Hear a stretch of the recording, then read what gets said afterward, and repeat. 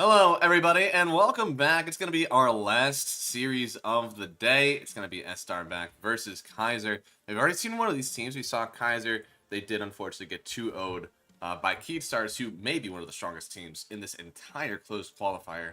Now, how do you think they will fare against their next challenger, the EStar Backs?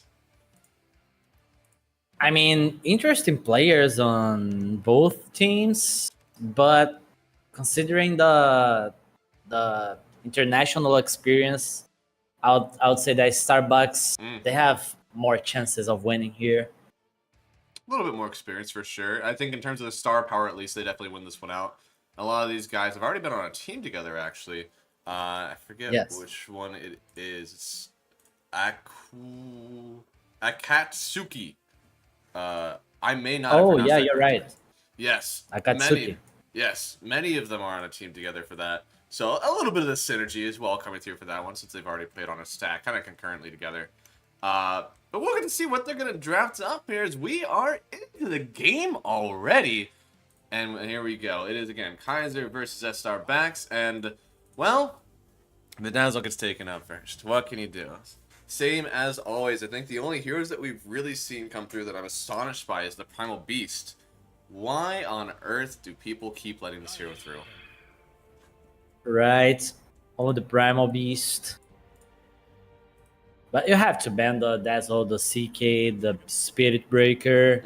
Others you gotta ban because due to the teams you are facing, there are some players that shine with certain heroes. So yeah, that's true. It feels like in this draft setup, sometimes those very kind of niche or player specific picks sneak through a lot more often because so many of these bans are front loaded. And Dota players are Dota players and will always ban out meta on this first phase, almost no matter what. Unless there's someone who legitimately, like FCR, who apparently is just a god at Lone Druid, doesn't need to play it, and will just pick it and kill you anytime that you let it through. So many times, like in that second phase, it can get left through. But here we go. Kunkka, a hero that typically is something that gets prioritized in the first phase. But they ban out the Tusk. Kaiser saying, we do not want any more snowball saves on that X. We dealt with that last series. Don't want it again. yeah, another Kunkka. Last Kunkka we saw was, I think it was the offlane Kunkka, right? From Italiano Gangster. Primal Beast ban. Rare. Yeah, finally getting banned out.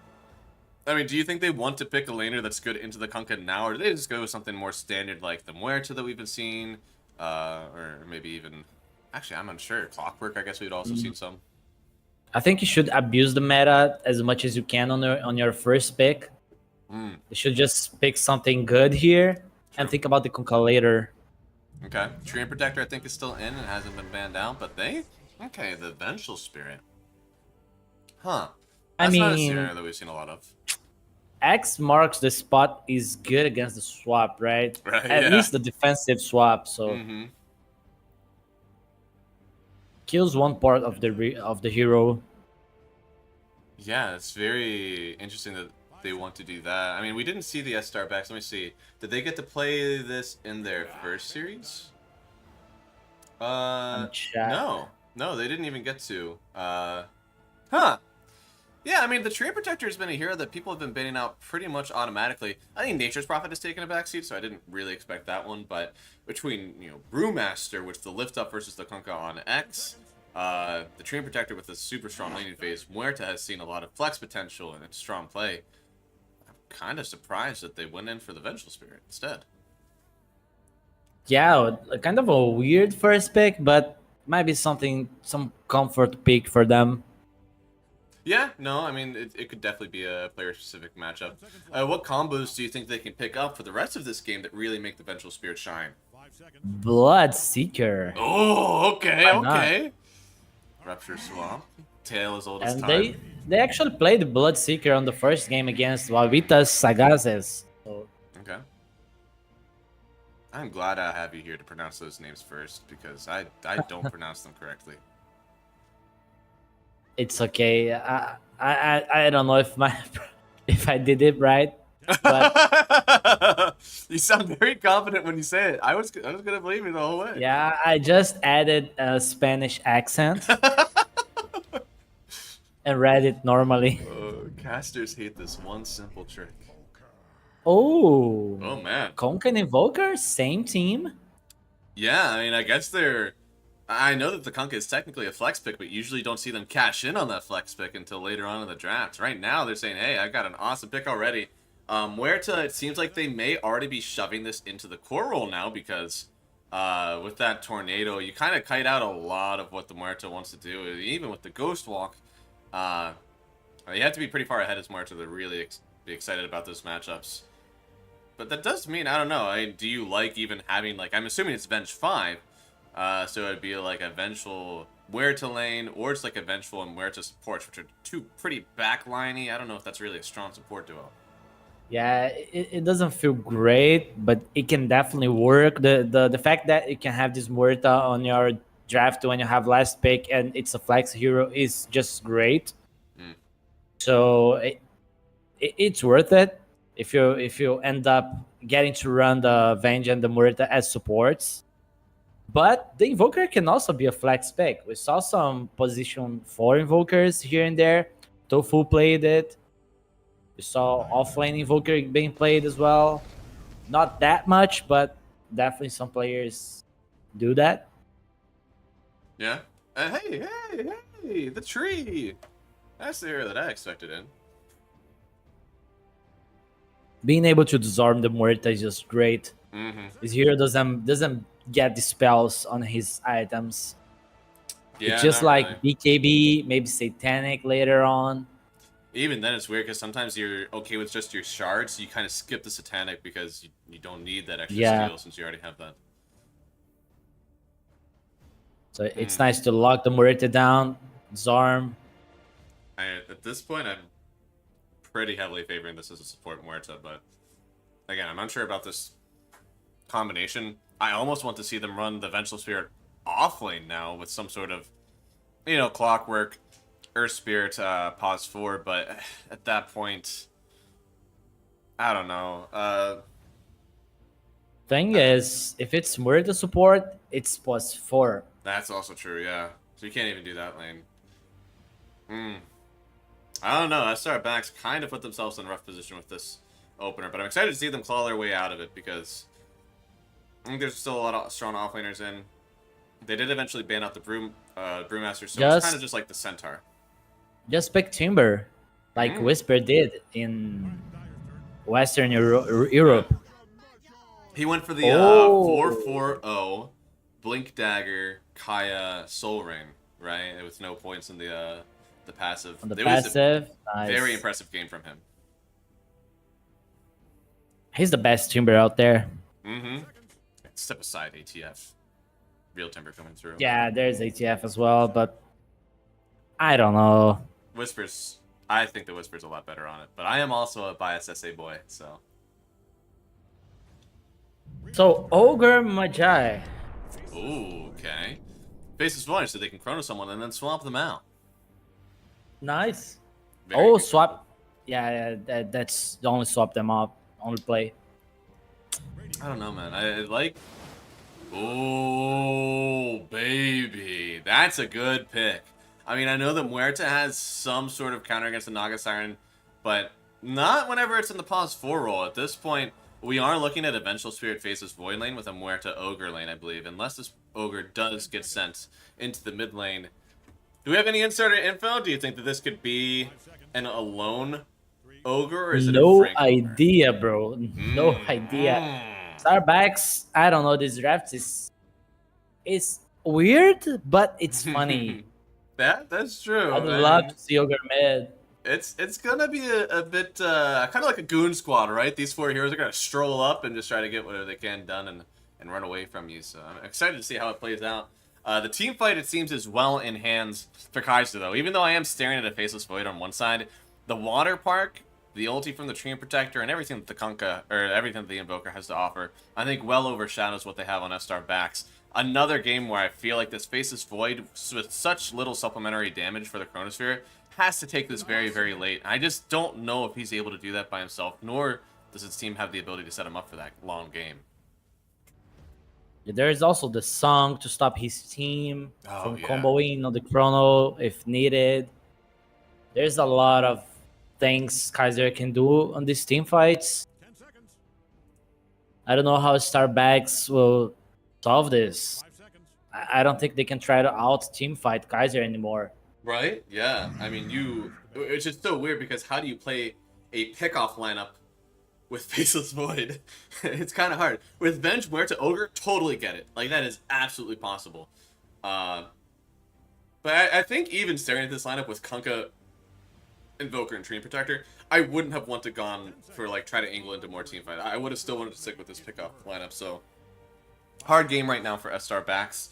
Do you want to see them do something like a Zeus or something else that really dumps damage into Chrono from afar? Or do you think they need something else to step up? Because I don't think Ogre can really be your hero that gets initiated on, nor the Faceless Void, and definitely not these two supports.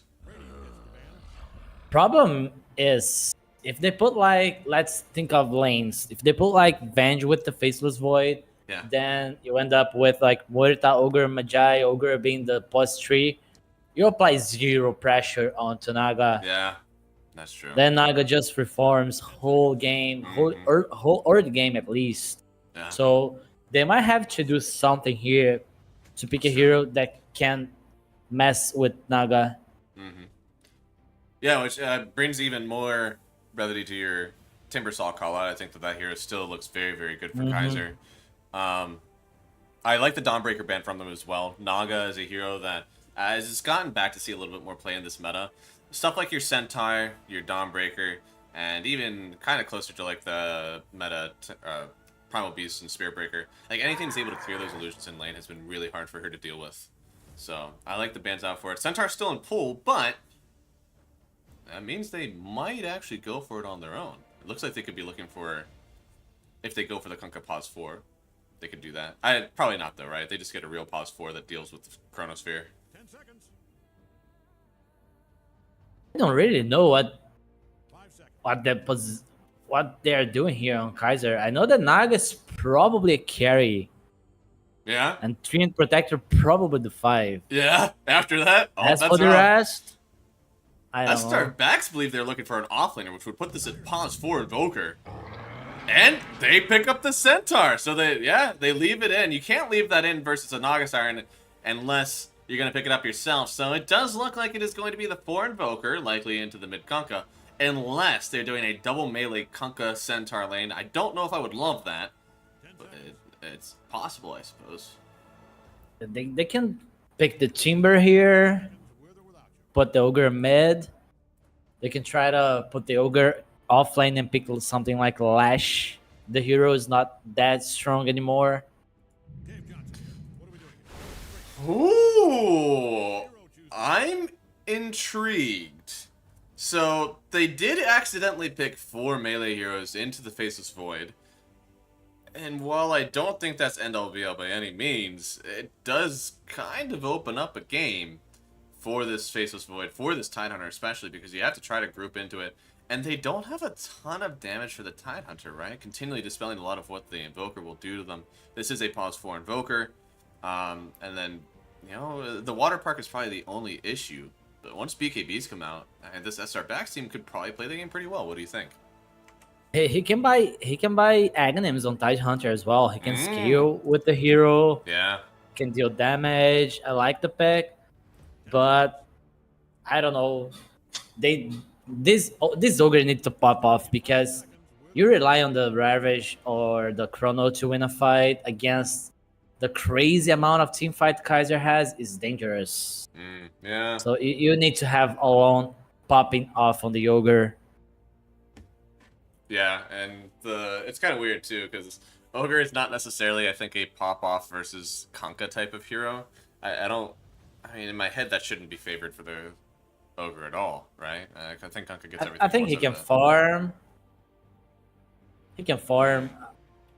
But as for the rotations, I think Kunkka is slightly better here. Has more help from the team as well. It's easier to rotate when you're going to an Invoker lane.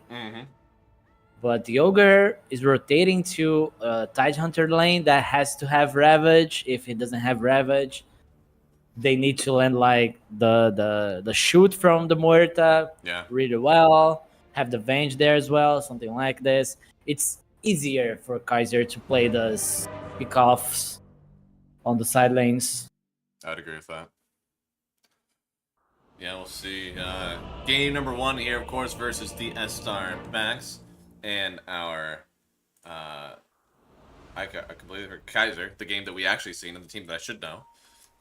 And we've got ourselves, again, a frisky lineup with the Faceless Void coming in for the EStar Backs. A beautiful cat logo, by the way, for their team. Very well done. Yeah. And, yeah, I'm excited to see how they pull this one off. Because I think there's, I don't know. It's a weird lineup in front of me for how they're going to take this one in, especially with that first pick on the Vengeful Spirit. And considering the chat, I think Valky stole the center from them. Ah, I see. Said it should not be like this, Valky. Picking centaur, last pick, knowing that the other team wants the centaur as well. Yeah, I mean, we were seeing that too. We expected that they both wanted it. It was going to be a good pick versus the centaur. But All right, gang. 30 seconds. I think they probably had the idea the whole time that this is what they really wanted to do. Strange, though, leaving this Invoker into the pause 4 role, because they picked it up very early. I mean, Dismar must love playing this on the pause 4. Let's see if he has fingers. Alright, he's gotta crank out a good amount of spells. If you can get a good disarm versus the Faceless Void whenever the Chronosphere is up, that could be pretty good for them. I'm sure that the EMP as well. I mean, Ogre, Tidehunter, both are going to be decently low on mana, so that's also going to be something that can help out.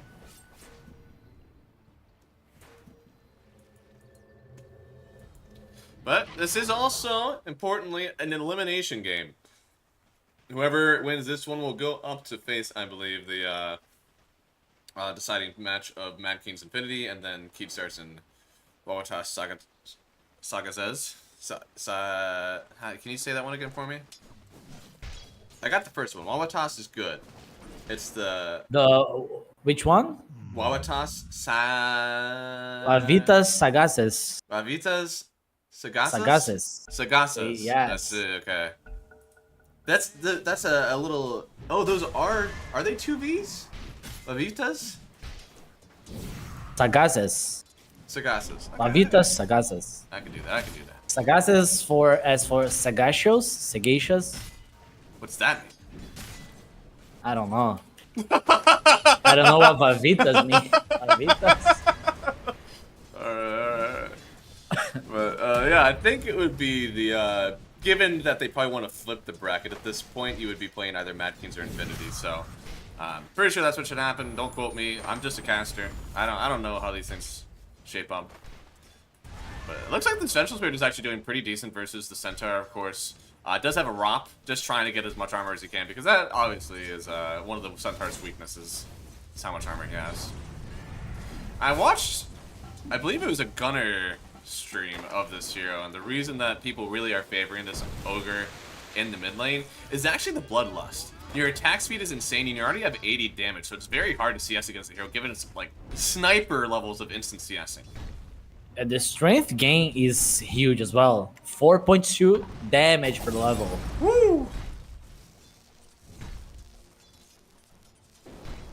Oh boy. I mean, it's a pretty good matchup so far. 6 denies. I don't know if there's been many creeps that have come through so far, so I take everything back. I thought that it could be a little bit favored towards Kunkka. I was wrong. The damage is way too much, and Esk is feeling it. I mean, 2 times in a row, he's just been an unforgivable matchup today. It must be very hard for him. But top lane, we get first blood. Dismar picks it up on the Invoker, and Vengeful Spirit goes down. It was a Sunstrike to end it all. That's amazing for the Invoker. He almost has the Urn of Shadows ready. This hero as a pause for it is all about the Urn of Shadows timing.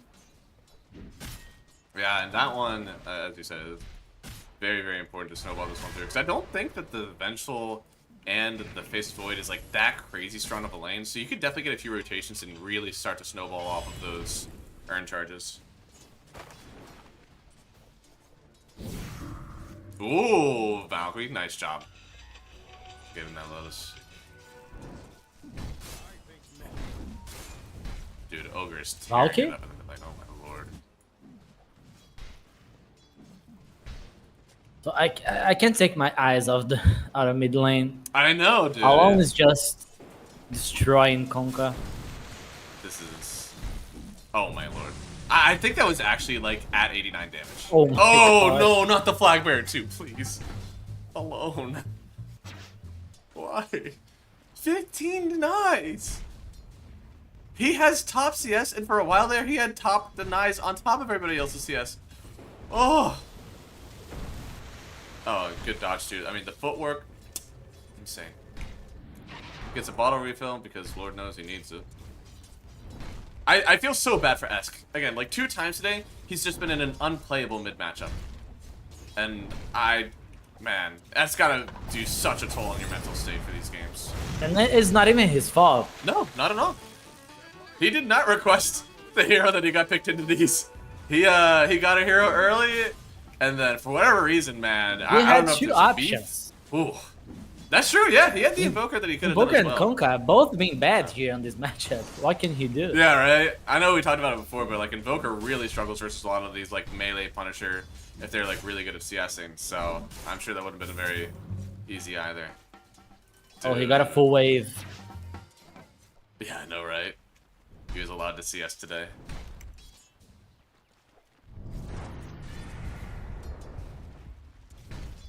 Already 1 level behind. Yeah. Everyone is having a good time. Yeah, right. Dyer's having a pretty good Void, CSing Tide day. Hunter. What's happening in the bottom lane here? I mean, Argus. This is a really hard lane versus the Tide Hunter.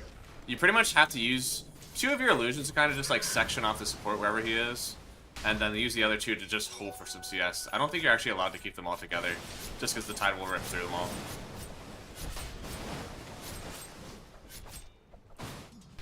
Then topside MNZ is having a decent time, 28 CS into this Centaur Warrunner. Which again, I'm kind of surprised. I feel like it shouldn't be going that well, but it seems that Sinner is getting a good amount of pulls that maybe he shouldn't be getting. But there's no support around to help him out, so. Yeah, Valky's alone and he's surviving the lane. It's okay for him. Yeah. He's gonna get a pull off here as well. Oh, 6-minute runes. There's a lot of heroes down here. Looks like we've got 5 strolling up to the mid lane here. Raykill is in as well. And it's top, and it's a shield rune, and it could go to the Invoker. But Esk. Looks like Esk is gonna take it. Very good. I mean, he needs this. He needs this badly. Oh, he's alright. The line has been drawn. Looks like they wanted to get a kill up top, but they don't really have the bodies up here to do it. MNZ will just walk away with the lane. Kind of unfortunate because they have 3 people just sitting on top of this wave. And I think there's another pull-off. Oh my goodness. Disastrous. Screen Protector, he TP'd there to save Centaur, really? right? Oh, okay. I didn't realize he was getting gone on. Yeah, the Invoker did that too. Oh, no bash. Oh, he was going through the portal. Well, Wisdom Runes are about to be up, and we've got Dismar filling in bottom, and Michael filling in on top side. So looks like they'll split them up 1 for 1.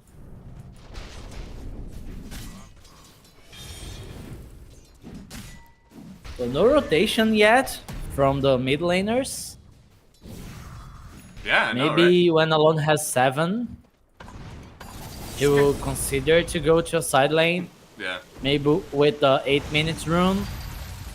It's kind of weird because on one side, like, obviously, Alone doesn't want to leave. As long as the Kunkka's here, he doesn't want to have to go anywhere. But Esk, I would want to be out of here ASAP. Now, they are trying to get something done with him. They'll toss a meatball down. He's trying to get out of this one, but they brought Raykill as well. He throws a stun out, and MNZ, he's actually here with a very early level 6. All he needs is 1 bash, and he'll actually collect 2 of them to get the kill on Raykill.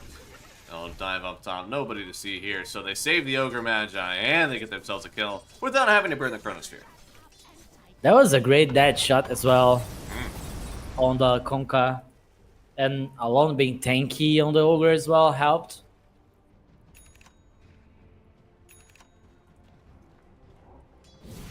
I mean, after that one, what's our net worth looking like? Yep, all Dire favored. Man, this Chain Protector is poor. Oof. I mean, that's actually a hefty amount. I didn't think his lane was that bad. At least he's got levels.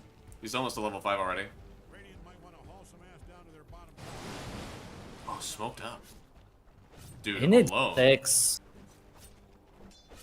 This is an Invis rune. I'm surprised, actually, that they wanted to go this far. I feel like the Naga Siren hasn't been, like, that crazy of a threat, right? Her net worth is pretty low. You wasted a lot of time to just walk down here, throw an Ignite, and walk away. This is your mid player. He's just securing the tower for the Tide Hunter. Has the Meteor Hammer already. The tower is gonna fall now. And they can go top. Look. Yeah. Nice job using the portal. They'll immediately go back up. Looks like the Sunstrike almost connected on MNZ. On really nice Chronosphere. Connects on 2, but where is the subsequent damage, right? They got themselves a haste and, oh boy, a big Ravage. And Valkyrie, he was just on the tip of it. They don't actually connect on him. 5 heroes sat and stared while the Centaur TP'd all the way. So, I mean, nicely done with the Chronosphere, but once again, showing they don't really have a ton of damage to pump into this. Yeah, I'm not sure if the Ravage was needed. Maybe he was trying to get the Centaur as well and cancel the TP. Overkill. Mm-hmm. And it does give, I mean, we did note it already, our Tide Hunter, very big net worth, who has, this isn't even the Fibonacci sequence, this is just numbers. What is this? Is this some sort of meme? What is this person's? Oh, this is Frank. Frank, how dare you? You know better. Rank. Has 0 mana, almost. Mm-hmm. Yeah, I mean, he's gonna get a very late Soul Ring. Which I He's guess... getting the Arcane. Oh, the Arcane's getting delivered to him, I see. That should help out a lot, honestly. They'll have Ravage and Chrono together. Yeah. Wonder if the Faceless Void is gonna join the next move. MNZ is an active player. Okay. I mean, he's about to have the Maelstrom, so he didn't actually go for the Midas. Typically, what? It's like Mask of Madness or Midas. So I'm surprised he didn't go for either. He just went right into this Maelstrom. He's having a decent game. I guess this is something that you can do if you feel like you're farming primarily lane creeps the whole time. And since you'll have to get Maelstrom against the Naga, why not just rush it? Okay. Got a lot of heroes behind the Centaur. He doesn't know it yet, but MNZ could be in danger. Looks like they are going to get the stun once. Trying to throw the boat and the Torrent on top of him. That will connect, but it was slightly before, or slightly after, the Torrent was already out, so he doesn't actually get the stun on MNZ until the boat hits. And as he'll try to run out of here, but he may pay for his sins. Silent stop with the calling from this Muerta, and very nice job to turn that one around with the TPs. And they may not even get this tower anymore because of it. Really lacking the damage on Kaiser.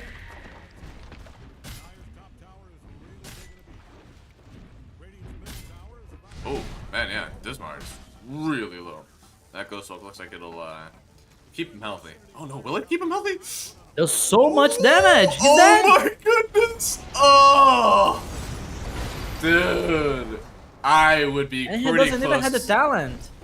I would be pretty close to pressing that buyback button, I'll be honest. That is so tilting. You've been in Goto with like so much extra regen and you still get taken down there. Now good for them, they do turn around, get some big armor to S. He doesn't fall, he's gonna get X'd back on Frank. Stun gonna get purged off immediately by the Kraken Shell. But they even turn around with that Ravage. Oh. Now the Sunstrike will connect on him, but with the ulti from Michael, just a little bit more vision, they may have gotten S, but instead they will just turn, get 2 on Valkyrie and Ray Kill and be happy with it. Nice Sunstrike kill though. Oh, Kunka's dead. Oh no. Kunkka also burning out, I believe. Yep. Oh boy. This is this was infuriating, man. That wasn't even with the arcane rune. Ugh. Surely there's a Midas on the way, right? And I love what he did. He did not just auto bring out the glove and then bring out the recipe. Whenever you buy Midas now, unless you are legitimately needing that right-click speed for your farming, you need to let the gloves hang around. Let them stay in your inventory because it will build cooldown timer as it flies to you off the courier from your stash. Could use the arcane before using Midas, He didn't. but he's Oh my not goodness. greedy. He's not. He He wants to save. He wants to save the rune for the fights. You mean he's inefficient? All right. I know the best legend Okay. minds of all time. All right, and they would have slapped at a bottle. Big Midas energy.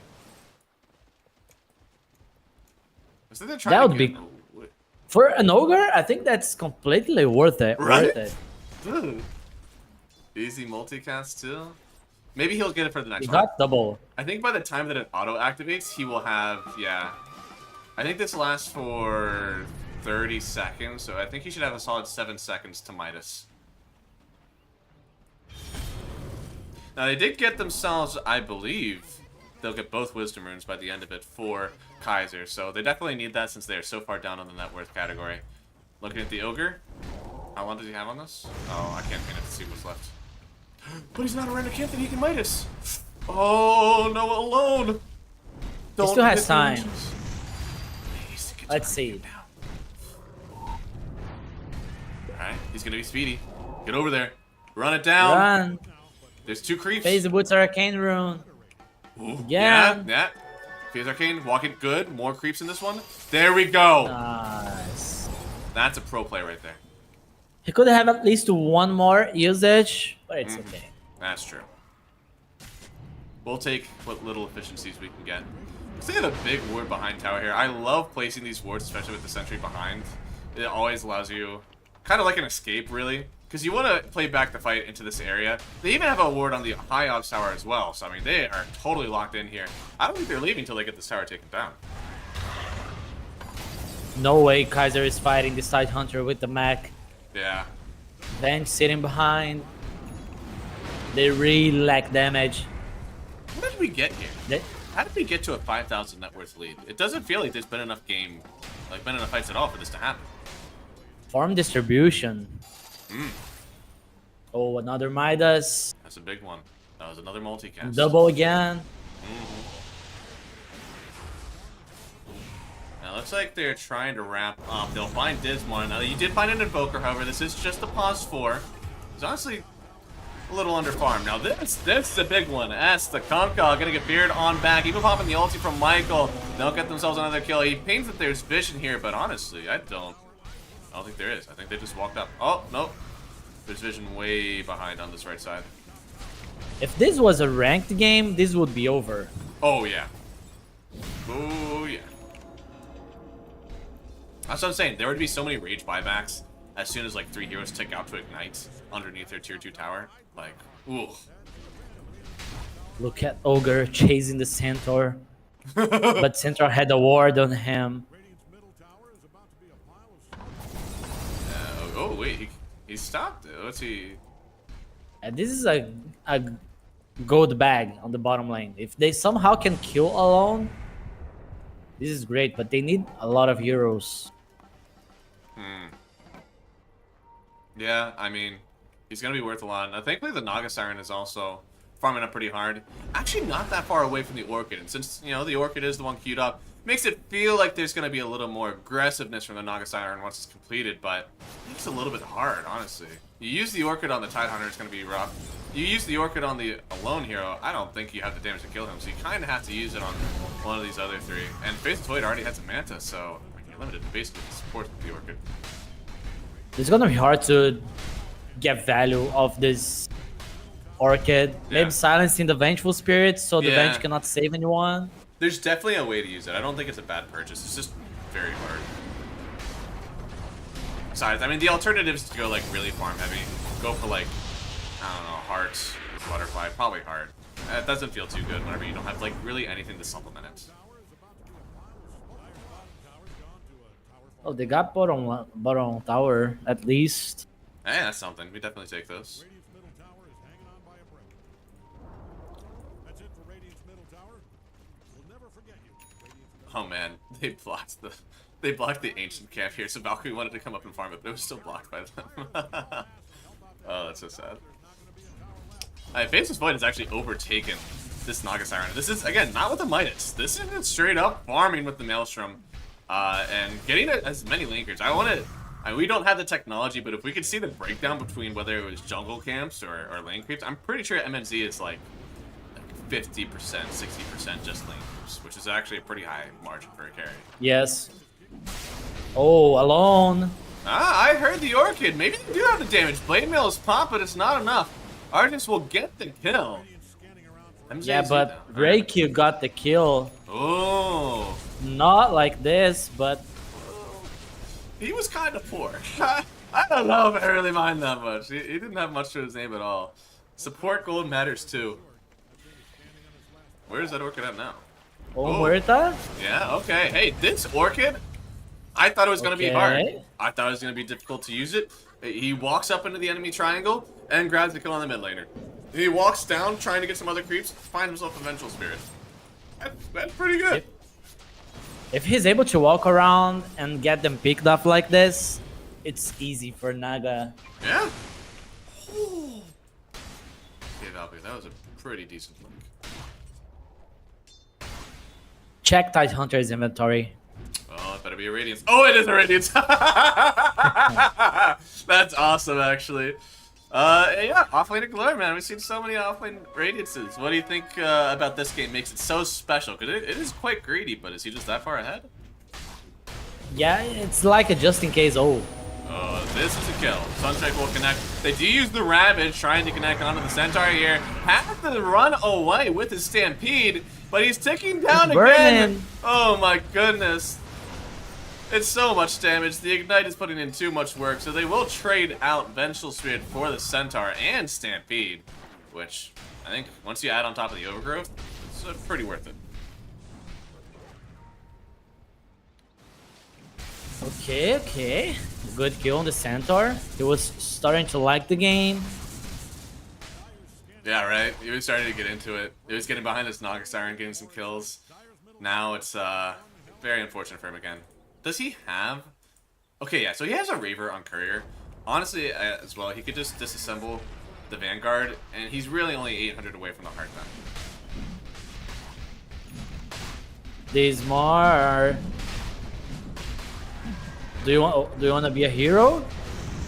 I think you have to be a hero, you know? Okay, a little bit of vision. Get an idea of when to Sunstrike, because I don't think he's actually going in for it anymore. Alright, a little bit early there. And he's not going to risk it at all anymore. So he'll just clear out some creeps. Age is going to go to MNZ. And Kaiser are well on the back foot. So That is the Radiance complete on the Tidehunter as well. Just in case Adam, in case Naga gets strong, you have this AoE burn to help your team. yeah. It's very important. I mean, Tide is also here that typically wants to build the Shivas because of your low mana and your desire for armor. So I could see him really turning into an illusion clear hero. Because as you said, his Agate Scepter is also going to be good for dealing with the Naga Siren. So he could turn into an all-around toolkit against the Naga.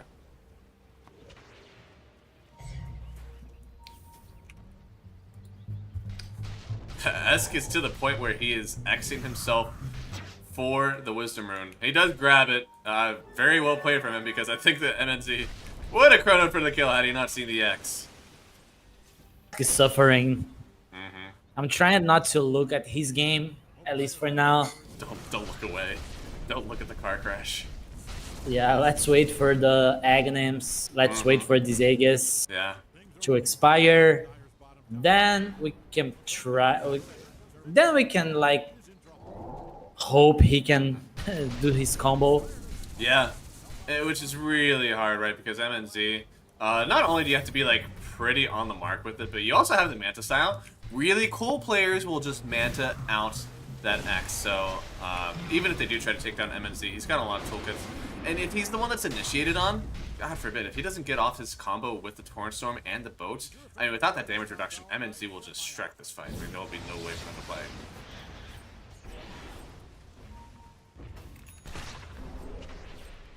They need the shards on Kaiser as well. Invoker needs his shard. Yeah. Konka needs his shard. They gotta kill this Tormentor when they can. Yeah, it's pretty important. I think I'd probably rather have it on the Voker. Because Kunkka should get enough farm for himself that eventually he'll pick it up. I mean, the Torrent Storm's about to be completed. Dismar, I don't know if he's actually going to pick up a whole lot of farm for himself, given that all the camps are going to his cores.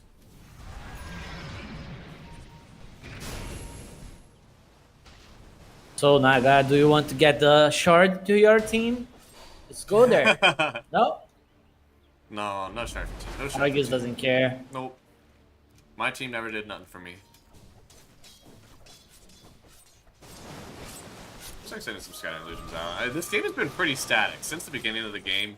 We had a pretty decent net worth lead for EStar Backs, but now it's kind of evening out. I'd even say the Kaiser are coming back in this one. Do you think they're able to kite out this entire Aegis? Because there's only 2 minutes left. But they are going high ground. Can they hold? I think they can. I mean, they don't have the glyph, so it might be hard, but their siege damage is not great against the Treant. Yeah, but the Meteor Hammer does make it a little bit easier. We'll see. Jump forward. MNC just trying to make him think about what they're doing here. Raykill does have the shard, so he could walk up for a pretty decent... Okay, they both drop sentries. He could not walk up for a pretty decent ulti anymore. They even saw him in the trees. So, they may just lose both here. Who knows? They made Naga come back.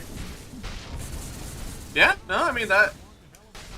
pretty good to stop her from farming. She's got the Bloodthorn actually queued up here, so trying to stop that magical damage. Pretty decent versus alone. Also, just like through the evasion of the Tidehunter is pretty important, but I don't know. I guess it's mostly for the Ogre Magi to be able to burst him down because he doesn't have a dispel at the moment. He will have hearts soon, but yeah, no dispel. And for free? Tower for free? This?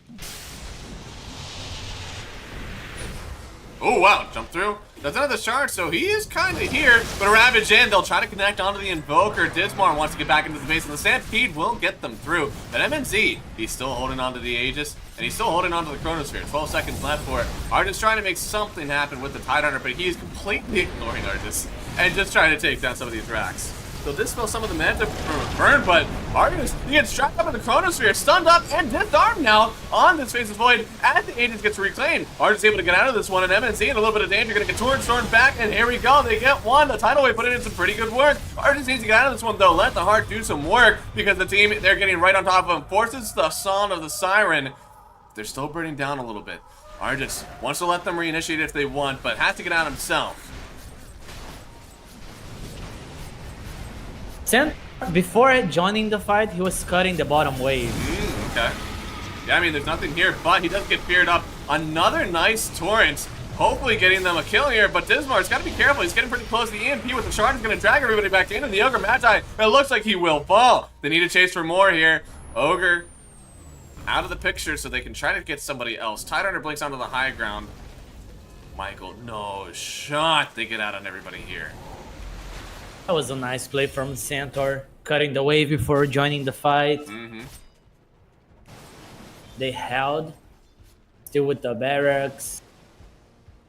Yeah, I mean, that's something that I think, especially once you hit into the like Divine crossing into Immortal levels of play, something that you see much more prevalent is that wave cutting. As soon as you see people go for their high ground, every hero just looks at their kit and says, can I be someone who delays this push? Can I be someone who's going into this wave, cutting out some creeps, and letting my team defend, and hopefully not lose any racks at this early in the game? So Good job Yeah. from Centaur to be the one to identify, like, hey, you know, I'm thick.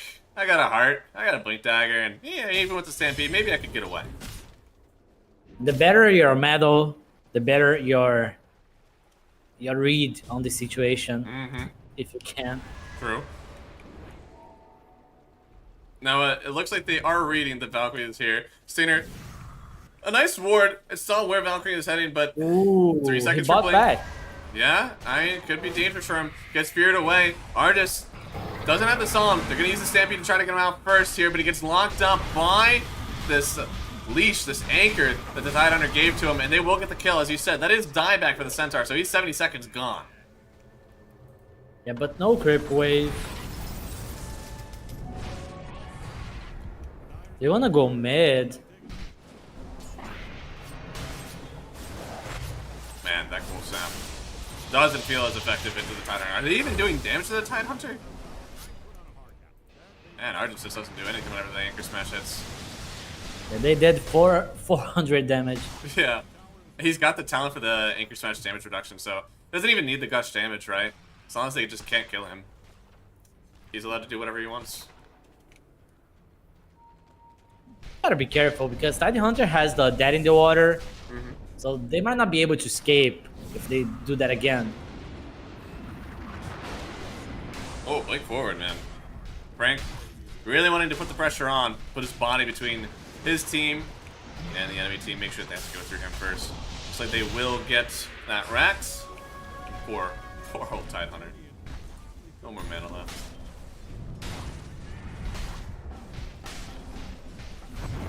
I mean, it's a slow burn right now for EStar Backs. I mean, they're just continuing these high ground pushes. Only 20 kills in this game. I mean, tragically low for most of the games that we've seen today.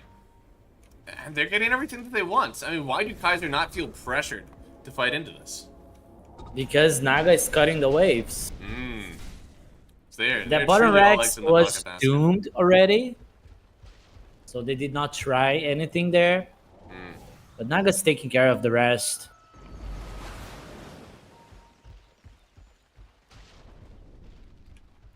Boy, they are trying to smoke up the dude to get a nice scan. They could get a kill on MNZ here. It'd be huge for their game. Blink forward, stun connects. They do pop the linkage, which means he's locked up for good. Boat connects, the Torn Storm is hitting, and they get the kill. MNZ is down. Artist the one to pick it up here. So a 4-kill streak going to the Naga Siren. So secured the top net worth by a long shot at this point, and is going in for the Silver's Edge. So we'll hopefully have a part in breaking this Tidehunter, but down to the backside to get a nice Ravage out, connecting on both supports here. They just need a little bit more damage, but nobody's around to help out right now. So this Tidehunter, while invincible, does have everybody surrounding him, will lose some of his mana, and Artist will run forward, trying to stop everybody in their tracks, as long as it seems to escape. But maybe just give it his life for this one.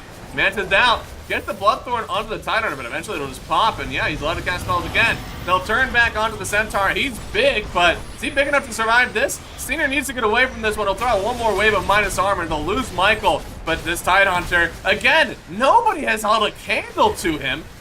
He's just allowed to do what he wants. This blade, or this radius is going to do so much damage for his team because nobody's able to connect on him. Alone finally gets a bit of a barrier to work with. I believe that was a shield rune. It gets immediately dispelled by Dismar. Oh. They'll run through for another one. A huge fight, actually, coming through for Kaiser, and maybe they'll connect Can on they a few save more. Valky? I don't know if they can kill Frank, to be honest. He's still just got so much beef. Valky does get away. And again, a huge fight for Kaiser. I mean, this is exactly what they needed. They've evened up the net worth. And while they haven't managed to deal with this Tidehunter, they've dealt with pretty much everybody else. And there goes the defensive build from Faceless Void. Having the Manta style, having the Linking Sphere, not preventing him from dying. And they lose the fight afterwards. I don't know. Kaiser has a really good chance of coming back. They do, yeah. And after, again, being so far down, they were max, looks like about 7,000 net worth lead. They came out of nowhere in the laning stage. As you said, they don't feel pressure because they have all their eggs in the Naga Siren basket. And she's kind of pulling them through. They've got themselves a Silver Edge on the way, so it's going to be harder for this Tidehunter to play the game. If they get that break plus the Bloodthorn, I don't believe there's a Dispel. Yeah, has yet to complete the Greaves. So, could be in a bit of trouble if you're the Tidehunter here. You just need to not allow the Venge to save the Tidehunter or That's true. whoever is frontlining.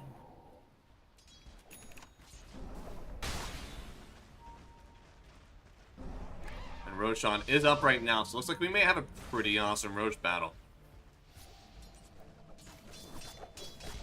Iron is going to be the one to show because, of course, nobody can touch him. But here it is, broken, and he gets Bloodthorn. He's out of there. Beautiful play by the Naga Siren. He came out of nowhere, yes. Just out of the wave. Thought he was safe, and he did not see that one coming at all on Frank. Very dead, and now the Naga Siren and Kaiser, they may take themselves Roshan and for the first time in this game secure themselves a lead. With this, they are definitely back. Oh yeah, we're so back. We are so back.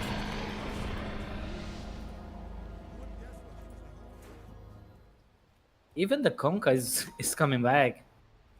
Yeah, I mean, he's got all of his combo stuff. I think the BKB is the cherry on top, right? That's usually where we're seeing a bit more success from the Kunkka.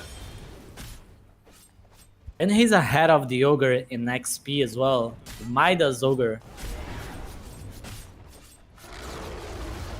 Historical bottom tower is destroyed. It was named, of course, And they're good. Do you think they can actually walk high ground? I mean, they have Aegis. I don't think they have to. Okay. Invoker is gonna spot MNZ, but he has BKB. Yeah, it's a very hard kill. Even, with the Manta, it was already kind of hard. Oh, the team. They didn't know. Pepe hands, they didn't know.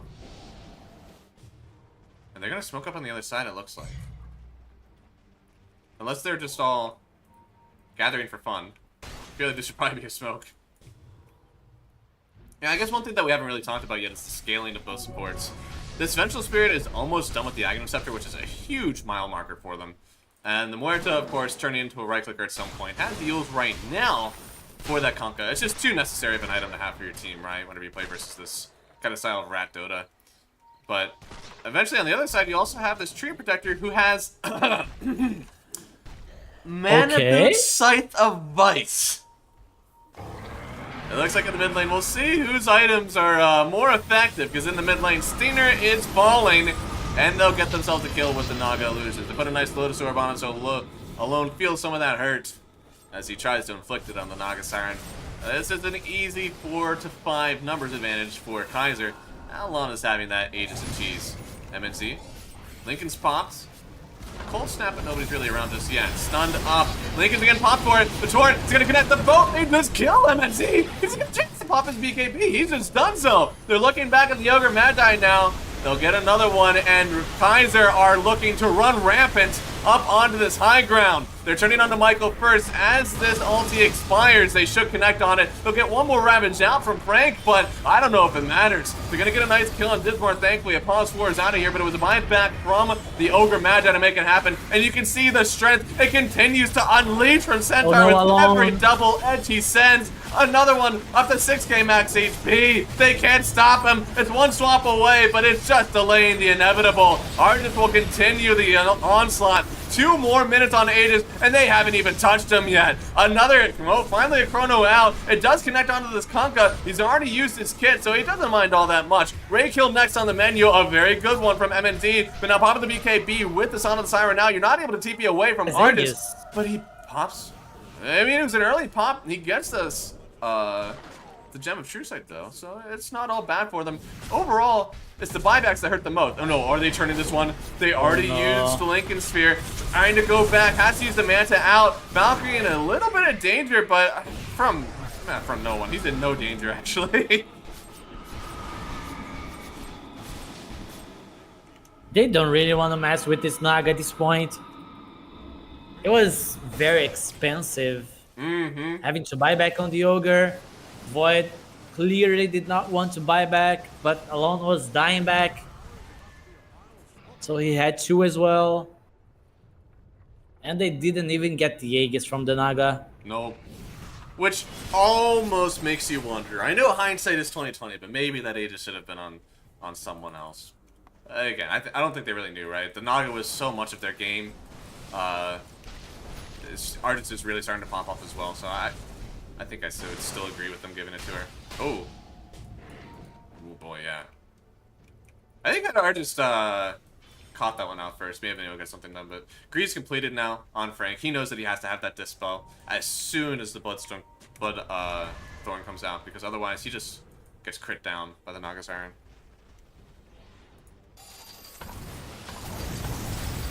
So Aegis is expiring in 20 seconds. They need to wait this chrono to come back and fight.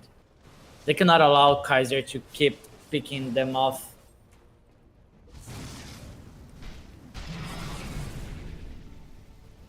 I mean, they need to continue on with the pick-off lineup for sure from Kaiser. But I can't believe we're talking about it after the huge start that we had. What is the EStar Backs way back into this game? Because it seems that they've definitely fallen now with this Naga Siren issue. I thought the Tidehunter was be able to deal with it all himself. Do they need somebody else to start kind of targeting the Naga Siren with their items, or do they just need to play these fights better? I think they need to play the fights better. I don't know if you can focus the Naga right now. Of course, if they can find the real Naga, they can try to throw everything and pray that Naga dies. Mm-hmm. But they have a lot of team fight. They just need to use it better. Mm-hmm. All it took was like 2 deaths on the Faceless Void, and we had like this gold swing in favor of Kaiser. Of course, very sad for them because it was a pretty good game for MNZ. It honestly looked like they had kind of secured everything with it, especially with that Aegis they had grabbed previously. But Reiko has Blink Hex now. I mean, I knew that there was going to be scaling potential in the Treant Protector. I kind of assumed that it was in the form of his Aghanim Scepter and maybe a refresher after the Blink Dagger so that you could get those BKB piercing disables. But no, it is actually in the form of more disable, targeted specifically at that Faceless Void. And the way that they're also putting all their eggs in the Naga Siren basket, they're also putting all the eggs in kill that Faceless Void. Do you think that's still a viable strategy, or is somebody else on EStar Backs about to carry that torch? I mean, soon Faceless Void is gonna have the backtrack, so that can be tricky, going for the Faceless Void first. Mm-hmm. Because, as we mentioned on the draft, a lot of melee heroes, right? Yep. It may just make his life easier. Yeah.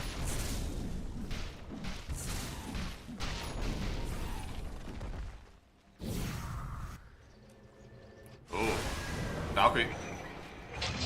Oh no! They're both dead in the water.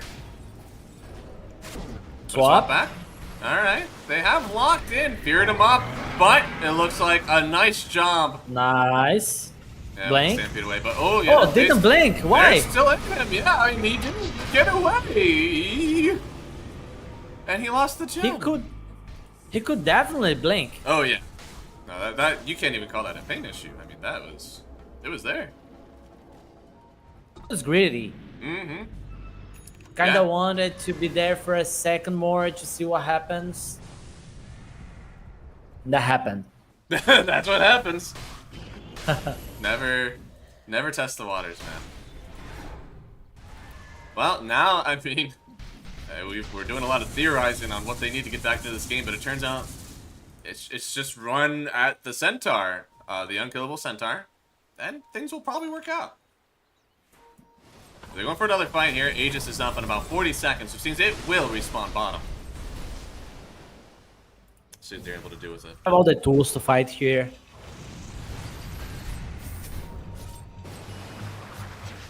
Well, they're going on alone first. He has the BKB, so no longer will he be a victim of all of this illicit lockdown. But Frankie's trying to run forward. He's got dead in the water again, even rabbiting up this Kunkka, jumping through, but stunned up by the Song of the Siren. Artis making sure that they cannot complete this combo, but MNZ isn't done yet. Trying to go after the Kunkka for sure. BKB popping all of these combos here. Torrent, Storm, and the boat, but as it doesn't matter, the damage reduction is not enough. MNZ finds the kill. And the Naga Siren, well, doesn't have as much team fight to work with, but trying to get something done here on the other side. Sending some initiation down. A nice Chronosphere. They find the Invoker getting pulled back in with the Chronosphere. because of that shard on Invo, but it doesn't matter. Argus is now the target of all the pain from Dire. And the Naga Siren, I don't know if you get out of this one. They've already used the Song of the Siren, but head stop now. Maybe this lockdown is enough. Maybe they can keep the Faceless Void at bay. Maybe they can get another kill with it. It was a mind that from Dismar. He's trying to get away, but he's rooted up. They get the kill on MNC again. Take my back from the Invoker. They had to buy the Treant Protector as well, but I'm pretty sure they don't care about it. They have 2 very good waves pushed towards EStar Backs base. Just go there and capitalize from it. They know the Faceless Void still don't have the buyback. Yeah, that was an insane amount of fighting. And 2 buybacks, of course, from both supports. It feels like it was pretty worth it. At the end of the day, being able to lock down that Faceless Void the entire time is actually kind of weird to think of how hard it is for him to play this game now, just because of all this pure lockdown that they have. Treant Protector with the Scythe of Vice, and then all of this, the Orchid, Bloodthorn from the Naga Siren, plus everything that the Invoker is offering is They can insane. lose to sets. Oh yeah. Well, they can definitely go bottom. Looks like Valkyrie will leave it to charge bottom. They'll send some Illusion Stomp as well to keep everything pushed in. Swapped out. They do find the Invoker and gone in an instant, as if he wasn't even there. Michael did pop the ulti for this one, wants to get a little bit more done. Well, at least clear out some of the Naga illusions. They're gonna get a boat down on Frank. Looks like this is a disengaged boat. Get out on everybody. Oh, no, that's not getting out. That's going back in. Please stop. And that's on the Invoker. He should not be there alone. If he was alive, they could still try to poke with the illusions, at least get the tower. But okay, they can just go back and kill the Roche. Yeah, which doesn't live long at all. This one. I imagine they'll probably be giving it over to Argus again. At this point, he has shown some signs of light dying. Well, not dying, I guess, but like there is a way for them to kill the Naga Siren, so certainly they want to keep this perfect streak going for Argus. They'll give him the Aegis. Faceless Void tried to pick up something? Did he? Yeah, I didn't think you were allowed to pick up items in the Roche pit anymore. No. Okay. Well, yeah, somebody, you might not know this actually, but in order to keep your courier in peak shape, you gotta take it for a walk sometimes. Just send it around the map, you'll recharge something, and it'll actually be faster next time that you carry items out. So that's just all he was doing. He was just taking the courier out for a walk. Exercise the career. Yep. Can't let him stay inside all day. He'll get lazy. Naga got the blessing from the Roshan. Ooh, okay. Now she has the ensnare from afar, Yeah. and the real in. I mean, the ensnare part of it is great enough on its own. Getting that BKB piercing disable, plus being able to cast that on sleeping units with the cast range increase is just like bonkers. But then also this real in talent, I don't know how great it is. I've never really seen Ensnare used, or the real in effectively, just because everything else about the Aghanim Scepter is so good. Nobody really has to think about everything else that it does with the real in. It can be useful sometimes, but it's never the reason you buy the Aghanims on the Naga. Right, yeah.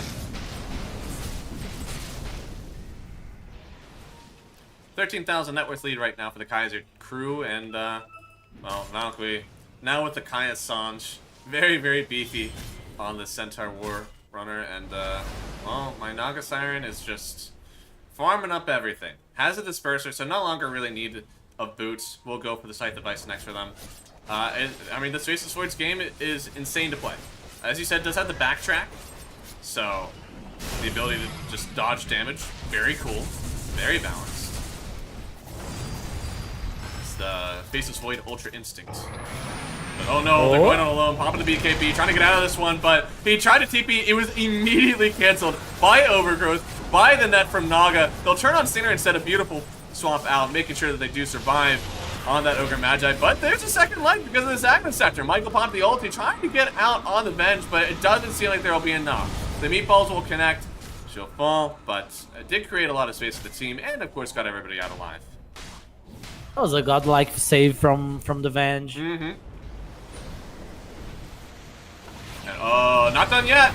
Going in on the Tidehunter Hex stop. Couldn't get the Dispel off. Didn't even have it available. They'll die. Have to buy back right now on Frank. And your base, it's falling. This is the second set of racks. It's not quite megas yet.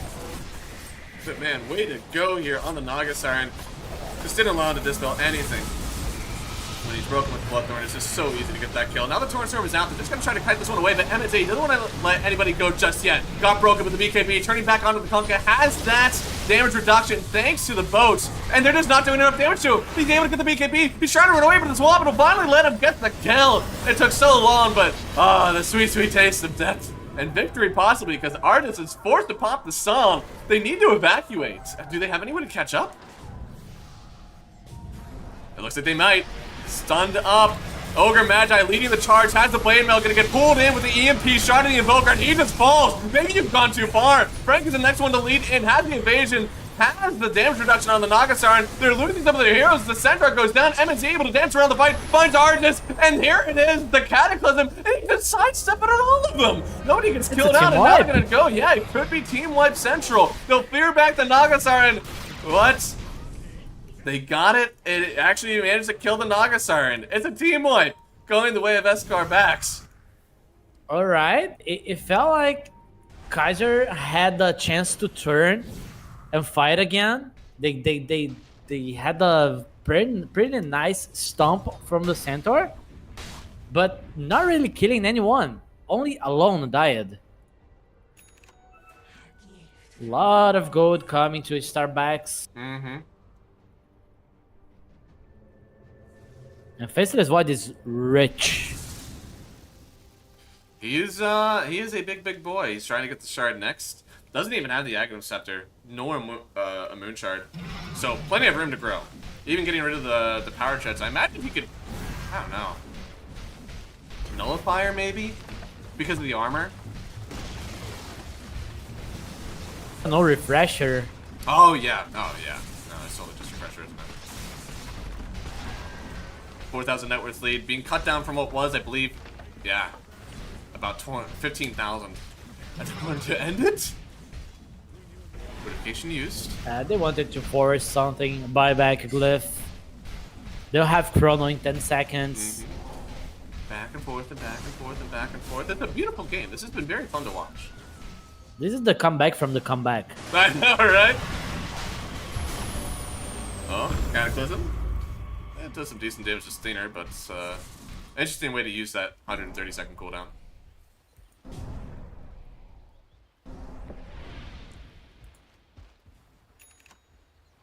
Man, Naga Siren is just running the net worth charts though.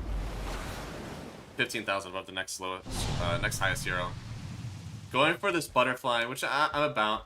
Any pure stats that you can get onto your illusions is great, and I don't think, yeah, there's not a ton of evasion pierce right now on MNZ, so he's actually going for his own Bloodthorn. But yeah, I mean, if he's able to get that by the time this butterfly comes out, I don't think that's possible. There's so much gold available for the Naga right now. He can just buy it. Yeah, he doesn't have to wait at all. Certainly you get rid of the boots for it. Again, like this disperser is all you really need for move speed. Even the silver, that's just pretty good. But Raykill jumps forward. Oh, could send it, yeah.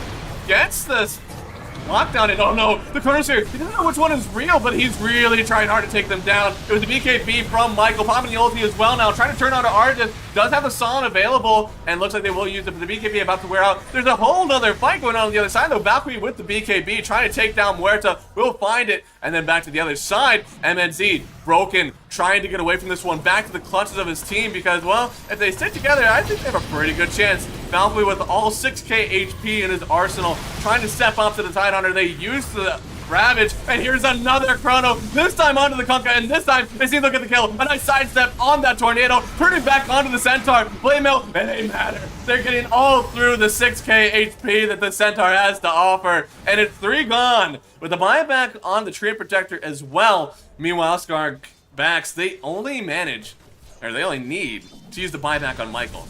And I cannot stop myself from saying EStar Cats. I'm gonna do it one of these times. Another great team fight from them. MNZ being patient with the chrono usage. I thought for a second he was gonna use 2 chronos on the Naga, but he didn't feel safe using this. He felt like he could not kill the Naga, I think. Yeah. Which, I mean, makes sense. You look at this Nagasaki inventory, it is not an easy kill. That this could be Megas. The last Drax standing up. Michael will be the one to step forward, but he has to get out of this one. It's time for buybacks, isn't it? Let's look at the buyback status. Only the Invoker on Radiance.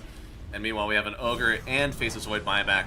Everybody else's timer, except for the Centaur. Centaur does have it at 1,000 gold, should he save up for it. And doesn't look like he has anything else meaningful to purchase, so probably will just save for the buyback now. It's Roshan 2 minutes and a half. Mm-hmm. We are definitely getting another fight before that. Oh, yeah. Every fight now is costly because only 3 heroes have buyback. Mm-hmm. And the longest spawn happening for this Roshan, it is 2 minutes. Oh, no, not the longest. It could have been worse. But a 2 minute 30-second spawn. Favors Kaiser, of course. They get to kind of set up for this next fight. Alone is going to pop himself first. Has the Hex out onto the Kunkka. They're using the Cataclysm, trying to see where everybody's at. They do manage to lock in on Ogre Magi, but they turn onto the Tree Protector. Support gone. And with the Son of the Siren, trying to dissuade this fight, but on the backside, Valkyrie's already going to kill on the Vengeful Spirit. So they trade 1-for-1 with the supports. Unfortunately, one of these supports still has an extra life to work with. So Stinger feels like he has the upper hand, but they'll turn back onto Valkyrie, trying to chase him down here. It's a swap out. They still see the Centaur. Should he go down here, it could be disastrous for the Radiant, but they turn back onto the Vengeful. No second life left. Now, will the Centaur, low on HP, into the thousands, into the 500. Can they get the kill third round? No, they don't have the damage. Where's the Faceless Void? Coming in. Here he goes. The Torrent is going to connect on him. Slow him down for a second here. Time dilation will help out with the refresh here. Jump forward. They get the kill on Centaur. He doesn't even need to pop the Chronosphere yet. So even though they had the tidal wave, he's going to turn back onto the Nagastar. This could be the last one they need. Using the mirror image, trying to get away with the Shadow Blade, but it's going to burn down. Use Those the Chrono. down. And the Chronosphere, that's what they need, and that's what they'll get. 4 gone. No buybacks available at all from Kaiser and EStar Backs. They may have just done it. And they won this fight having 1 Chrono to land on 0 heroes. The Invoker walked into the Chrono on the last second. I don't know why. And he got a Rapier on the Faceless Void now. He wants to win the game. Yeah, they're going to tear through this base. They threw it, but now they are back. Yeah. Just, we do a little bit of throwing. Just a little bit. From both sides. Oh, yeah. Oh, yeah. All over. And Alone also with a Rapier. We got, Oh, Smart is cutting the wave. I don't but think it it matters. doesn't matter. GG game number 1, by the way. 55 minutes goes the longest yard, and EStar Backs.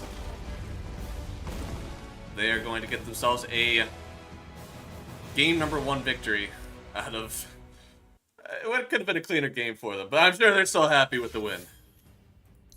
Yeah, because they were the team that got the first racks, you know. They almost threw it, but they came back. Crazy team fights. Coordination was there at the end. And Kaiser, they had so much to do on these fights that they got lost, I think. So many options, but never using the options together as a team.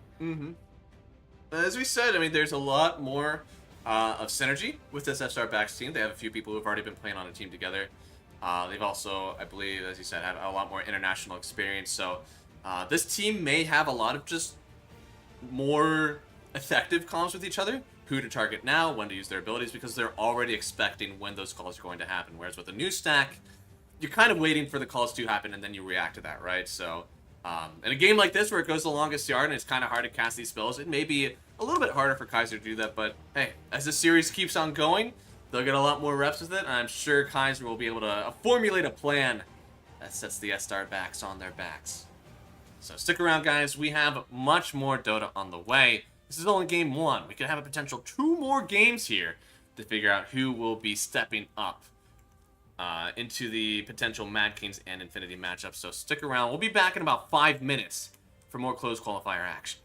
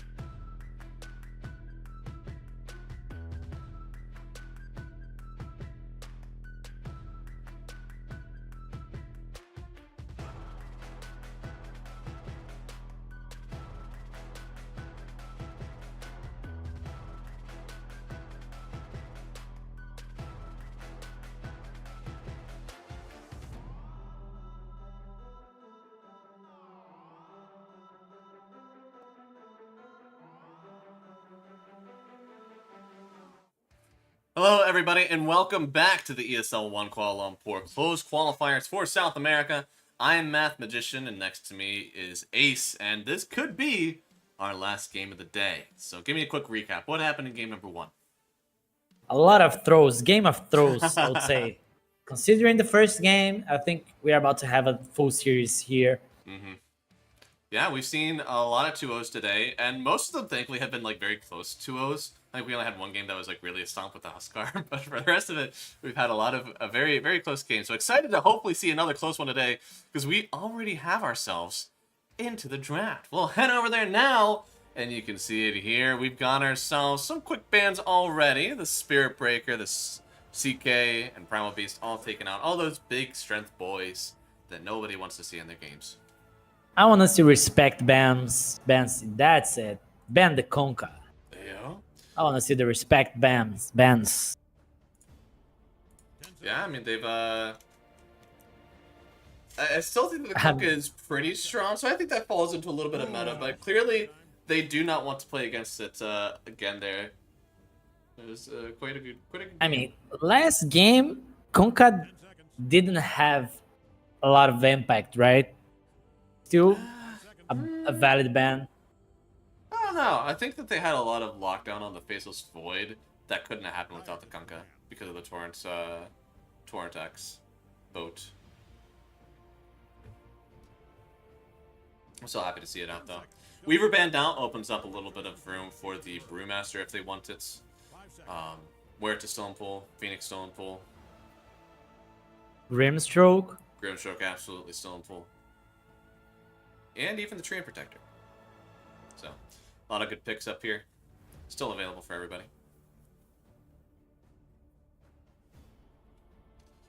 Alright, so no Conca, no Primal Beast. Yes, thank the Lord. But there's Invokers to open. That's true. I mean, if they want to pick it up, Huerta. Kaiser, yeah. Kaiser could definitely first pick the Evoker if they wanted and just flip it over to Dismar whenever the matchup gets too hard. The guy played well on the Invoker. He did what he could as Invoker support. Absolutely. And they go on for the Treant Protector, which I like. I think this hero is quite strong. Very good team fight. The additional shard change so you can actually walk invis on your brambles, or not on your brambles, on your overgrowth is... Oh, not your overgrowth, goodness. Nature's Grasp. It's very cool. 5 seconds. They can get the Phoenix, they can get the Grimstroke. Two great options. Yeah, I think the Phoenix, I like him. I don't think there was really any bad choice between those. I think the Phoenix, with how the meta is right now with all these strength heroes, is probably a little bit more favorable.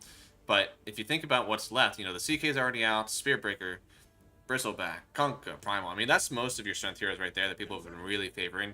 Centaur, Brew are kind of two of the only ones still left. So we'll see. What Brew Kaiser could can be a great pick as well. Yeah, I mean, no Weaver in the pool. They got first pick of the second phase here for Kaiser, so they could definitely pick it up themselves. Probably need to ban the Brewmaster, unless they want to pick it. I'd agree.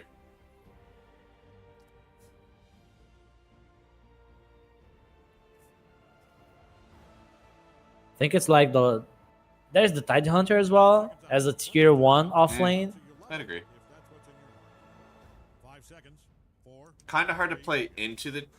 Or sorry, kind of hard, or I guess a good pick for Kaiser into the Treant Protector, because you do have that usual Dispel. You could go for the Lotus Orb. Or even if you take too much damage, you'll just get the Dispel for yourself off your Kraken Shell. So, definitely a favorable matchup for them. A lot of team fight in it, too. There we go. Good ban, good ban. Thinking now, I think they should pick the Brewmaster instead of the Phoenix. Potentially, yeah. I mean, I think one of the only things that really ever keeps me from playing the Brewmaster would be the Weaver, and knowing that there could be a Weaver Grimstroke lane that just wrecks me, so... Phoenix, I don't know if that one was going to get banned out necessarily. I would agree that the Brewmaster fills a lot of holes in the draft, and we saw it even earlier today. You can just send those Brewlings to towers, man, and it never falls off. Tuska. Alright, 2 supports on the first phase. At least it feels like 2 supports. I think so, yeah. I think the Phoenix has been getting a lot of 4-5 play, and the Tusk has also been flexed a little bit. I think the thing that we've noticed the most is whenever Tusk gets behind, because Excel has played the Tusk before today, and we saw whenever that gets shoved over to pause 5 and it doesn't have a good game, it could be really, really rough. Now, I don't know if Reiki will be any different, but I imagine if Excel had a hard time playing from behind on pause 5 Tusk, I'm sure that everybody else would. Dyer's turn to pick. Okay. Knows just who to pick. We've got a few series without the Earth Spirit even contested, so nice to see him back on the Snapfire. I personally believe this is a little bit of a bait pick. Snapfire wants to be launching those kisses from across the map, and if Phoenix eggs a little bit further away from Snapfire, you basically need to like cookie force staff yourself in to get close enough to the little shredder. All it really stops you from is using that egg directly in front of the Snapfire, which definitely is good. But I think if the Snapfire didn't already fit into their lineup and what they wanted to do, it could be kind of hard to play. And now, I mean, what? This is an Earth Spirit mid Snapfire pause 4. Probably looking for a Centaur or Slardar now for EStar Backs to round it out. Yeah, I like the Snapfire here. You can use the cookie on the shards from the Tusk and save people as well. Let's see if it's a core Snapfire. Yeah. That have the egg interaction as mentioned. Very good. Yeah.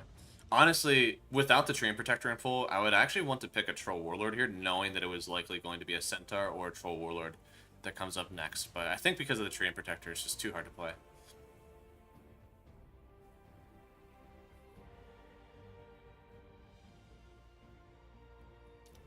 But they could just grab up the Centaur for themselves.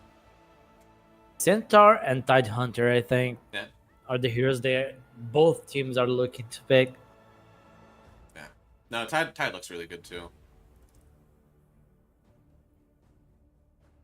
Centaur feels amazing. Yeah. Ooh, okay. All right, Dyer's turn. Ooh. Ooh. All right. A hero that was picked at the end of TI Yeah? for some teams. Collapse played, Mm-hmm. of course. There was some Chinese teams as well trying to run the Magnus. 5 seconds.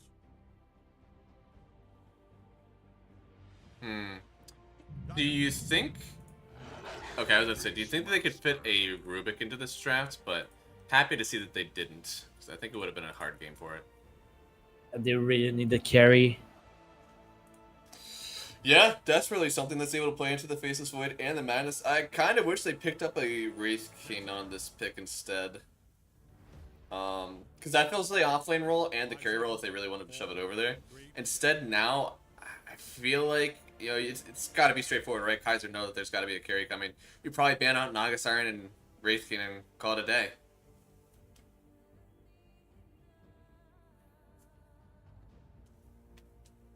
They can try to play Naga. Depends on the carry player. Impossible. They're banning the Dawnbreaker. This can be a mid Magnus, of course. Yeah, Dawnbreaker Tusk lane is very strong. absolutely. And plus, with that kind of global presence with the Faceless Void, probably get any kill on the Chronosphere with it, so... We're 10 seconds out. Very good, very good. Tell an announcer you love him if that's what's in your So it's probably Beast Snapfire, Earth Spirit mid, Treant, 5. Yeah.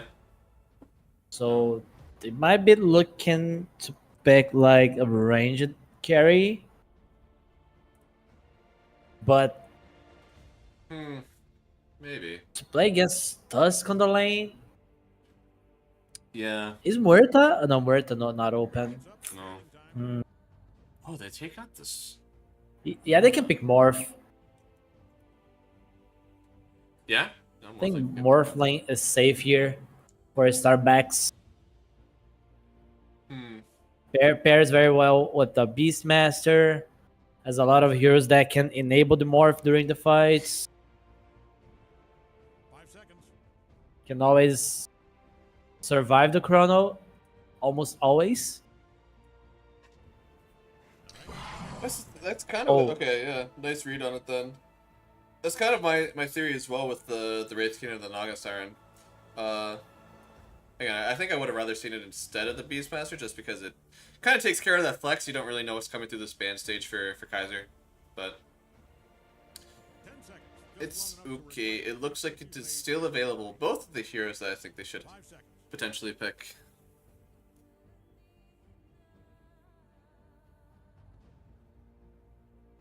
Problem is that they will end up with a lot of melee heroes against Phoenix, Magnus, Faceless Void. Yeah, that's true. Kaiser's bans were amazing. Mm-hmm. Luna Morph, great. Duza is not strong at the moment. Could be a good hero as well. How frisky do you think What MNZ else is? is left? Would he step up for the Abaddon carry? A lot of heroes to choose from. I think they can kite the Abaddon. Hmm. Nah, maybe that's too defensive of a pick. I don't know. You can pick something like Gyrocopter. Huh? You can hit the egg while deal damage. You can deal damage inside the chrono as well. Yeah. Like, I don't know. Wraith King, Naga Siren both feel like they're kind of okay. I think Naga Siren less so because of the Magnus. Radiant's turn. Wraith King still seems okay. Hey, Gyro! Nice call! Let's go. Okay. Problem is that they can counter. Yes. How they counter the gyro? They pick Lina mid? I don't know. 10 seconds. Just Yeah, I mean, they're looking for a mid laner. Gyro Treant, very strong lane. We're starting in 5 seconds with or without you. I mean, Invoker is in pool, and you have Chrono. You could just all in on this team fight. You're right. I think Invoker is decent, at least. Yeah. Alacrity on Faceless Void. Oh? Who's your hero? I thought that lane with Magnus into the Gyrocopter was already okay. I didn't think they really needed to double in on it, but I mean, the Tide Hunter now, lane into the Gyro. Gyro is basically a melee hero at some points in the game, so he should get hit by some of those anchor smashes. A little bit harder to CS for him because he's already low damage, and he should lose his tower. So I'm okay with this. How's that mid matchup though? Earth Spirit into Magnus. Nothing happens, to be honest. Both farm. Both can throw the the opponent on the tower, but both can survive this as well. So it's a whatever matchup. Okay. Yeah, I mean, trade But- farm matchups will be, I guess. Yeah, probably- Magnus can outfarm the Earth Spirit by large margin if he Yeah. has the space to do that. And I guess, I mean, this time, the Faceless Void seems to have a pretty good game, right? I mean, you're going to be able to carry this one through and through. So, if they do manage to hold out, I'm sure that Kaiser will be able to win this game late, should that be allowed for them.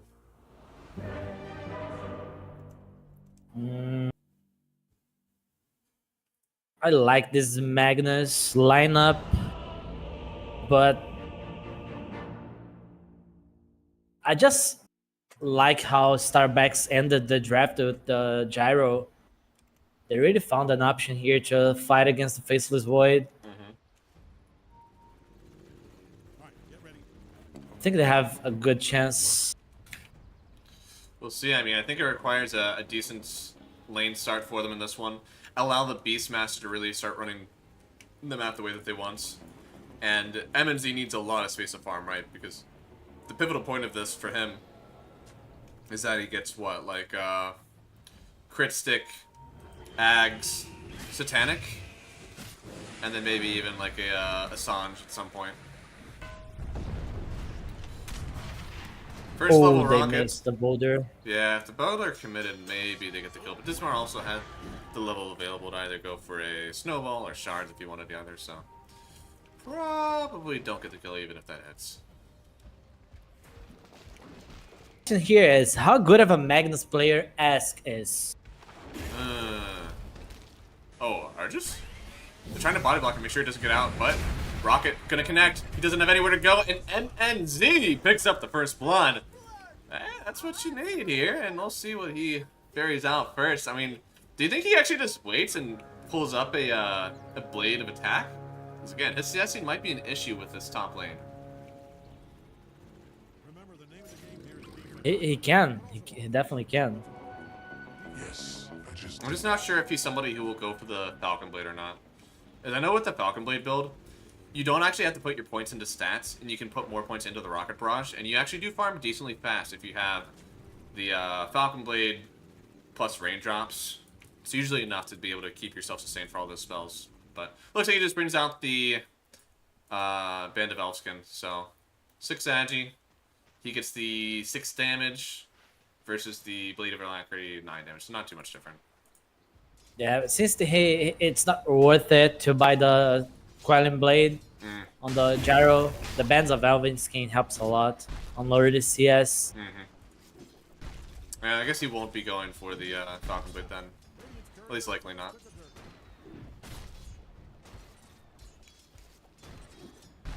Let's see if he gets the crit first. So that's, I think the only way you wouldn't get the crit first is if you were playing versus an illusion hero, and then you would get the Maelstrom first. But I don't know. Does that change with the Beastmaster? Do you think he wants to clear a bunch of those those summons, so he'll go for the Maelstrom anyways? I think the crit is almost every game better than the Maelstrom, unless Right, you're, yeah. as you said, fighting against illusions. Yeah, no, I'd agree. You just have so much oomph behind your flat cannon with it. It's very hard to do anything else. Man, Stinger has to be careful. Yeah. This is something, I think that the Treant hero is actually a hero that really got hurt by it being in the meta for so long, because people really found out how to play against it. Where you do this like kind of soft committal all over, you run up, you let him cast his heal, you run away from him so he doesn't actually get the heal, and then you reinitiate over and over and over. So, like, people really started to figure out how to make that lane work. Yeah, it's automatic now. You know how the hero works. Really good CSing from MSZ though. I've just been like fathomed by his CSing. It's really good. Yeah. He's one of the best carries from SA. Would you put him on Parker Pakaz level? I would put him on the Porker level, maybe above, Ooh, okay. because okay. he's more experienced. Okay. Porker is new, right? It's Yeah. kind of new. I'd agree.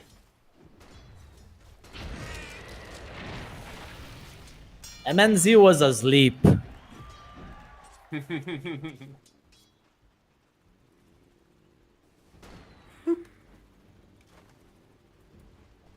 Healer, Boulder Smash. Nothing happens. Both farming. I was like, where's Nice. something happening?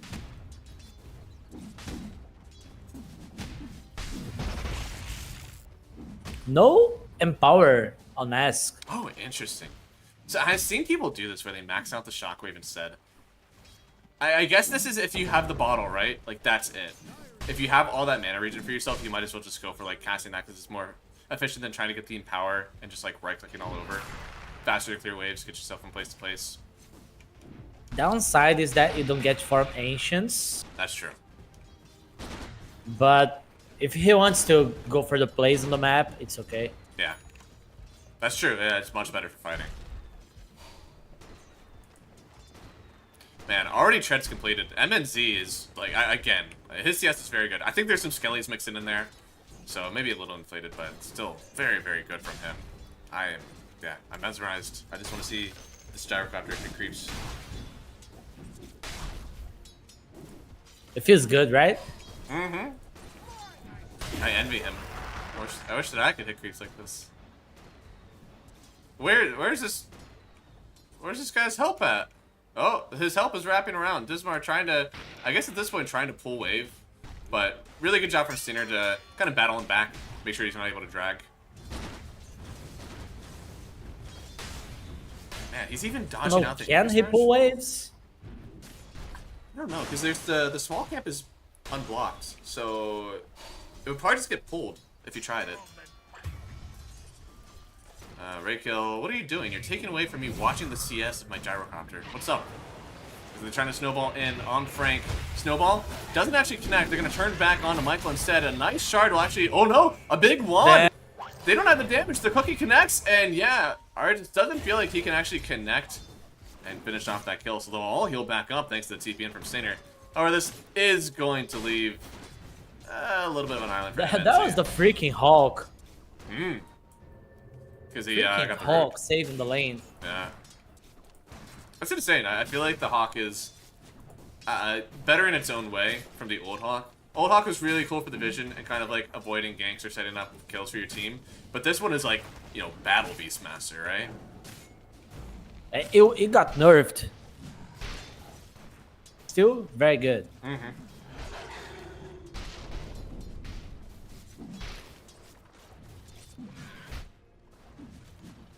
Man.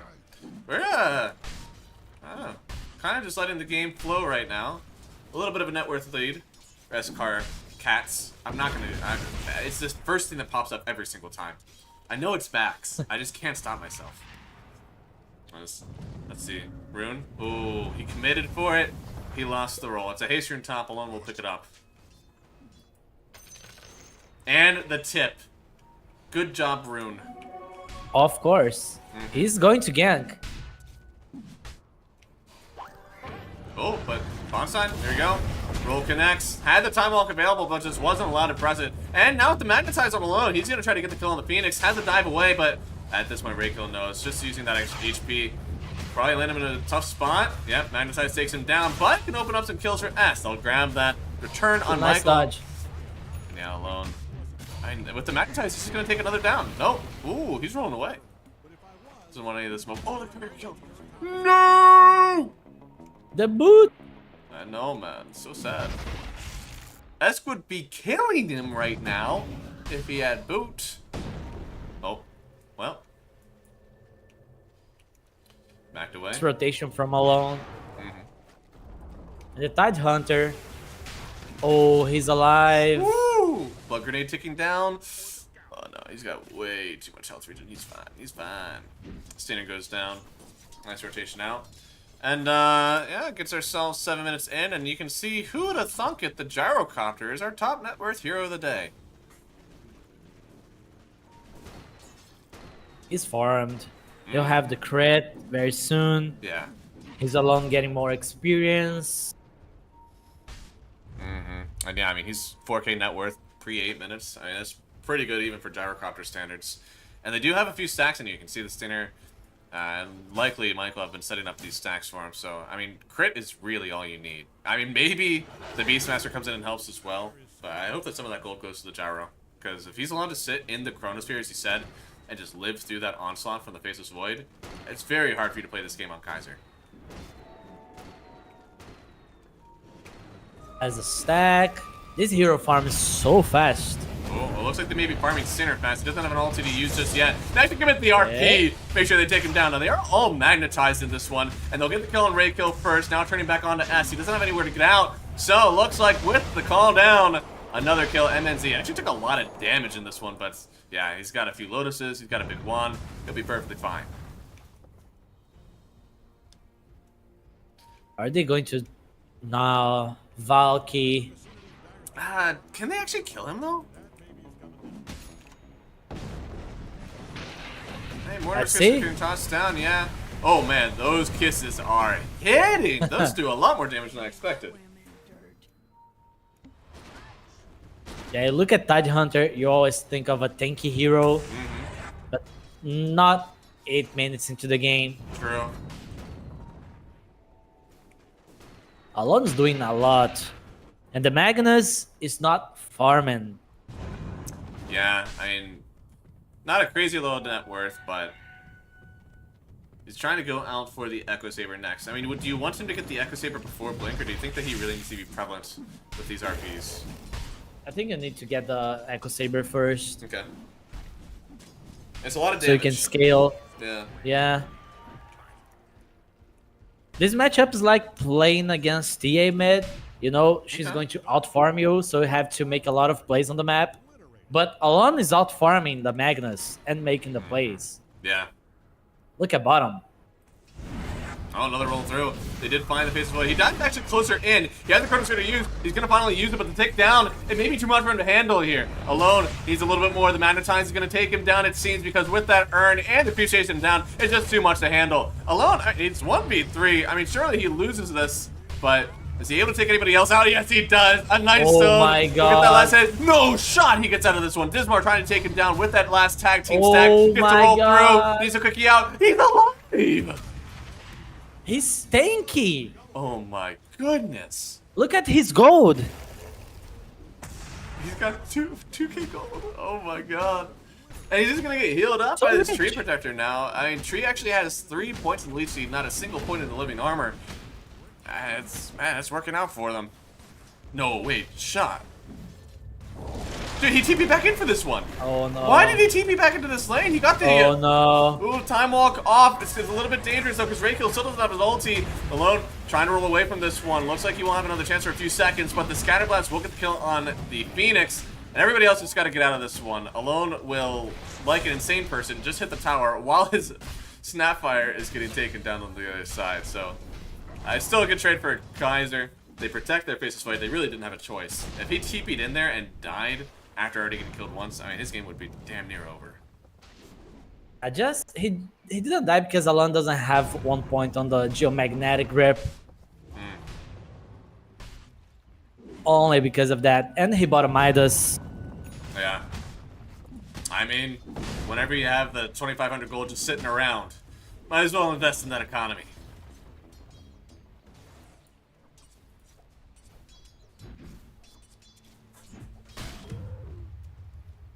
Radiant scanning for enemies. For friends, they look unpopular. I don't know. I mean, it seems like maybe they've stopped fighting for a bit. Gyrocopter, almost to the Aghanim Scepter. Very, very close already. Only about 1,500 gold away, which for him is probably only 2 or 3 minutes. He's on the farming land. Mm-hmm. Kaiser, they need to somehow stop him from farming. Man. But it's gonna be so obvious when they gank him. All the pressure is on Argus. Mm-hmm. Yeah, and it's very hard for it to deal with This- right now, right? If they stop trying to defend Argus, it's obvious they're ganking the gyrocopter. Mm-hmm. That's how it is. And still no points in the Sunray right now for Ryukill. Scanning around for enemies. So a little bit hard to do damage in the Chronosphere still. But thankfully not a whole lot of like crazy high HP heroes, so I guess it doesn't matter as much. They don't have fortification. Look. Frank could just take this tower. They do get a little bit of slow with the gush. Gyro is going bottom. Oh, goodness. Yeah, he TP'd into this one. Big call down. Able to get just far enough away. Gets hit by the Chronosphere Artist. I don't think he does enough damage at all. He'll use the time dilation to try to get some more damage. And now Esk is in the mix. They'll RP, keep the Gyrocopter locked down. And even though he can throw out a rocket to kick away, no shot! Leave him alone. He's doing everything for them. He turned around with a crit, gets another kill, and alone, he saves the day for his team. They'll get the kill on Raykill. And that will be a team wipe now, going the way of EStar Backs. Alonis is smurfing on this game. This guy, That was insane. he's doing everything.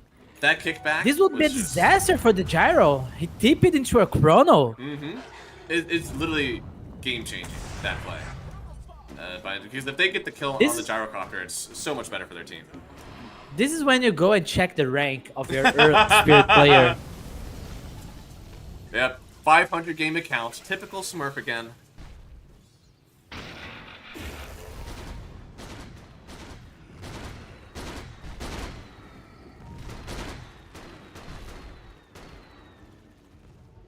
Radiant's middle tower is about to be a pile of smoking rocks. Well, Gyrocopter, especially after taking some of these stacks with his teams, I mean, he's almost to the Satanic. This is probably the best cookie cutter build you could possibly go. Ags, into the crit, into the Satanic, and at this point he'll probably be able to take his pick, whether or not he finishes the Daedalus or he goes in for even more tankiness in like a Kaya Sanj. Or not a Kaya Sanj, a Sanji Asha.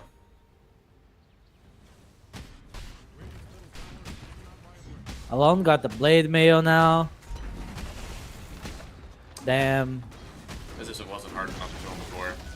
Look at Valky bottom lane. Playing. Goodness. He's just getting ran down. Oh, where did Ray kill go down on? What? Alright. Just assassinated by MNZ and alone.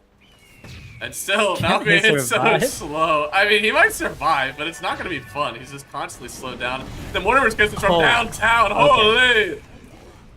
Heavy artillery on the way. That seals the deal.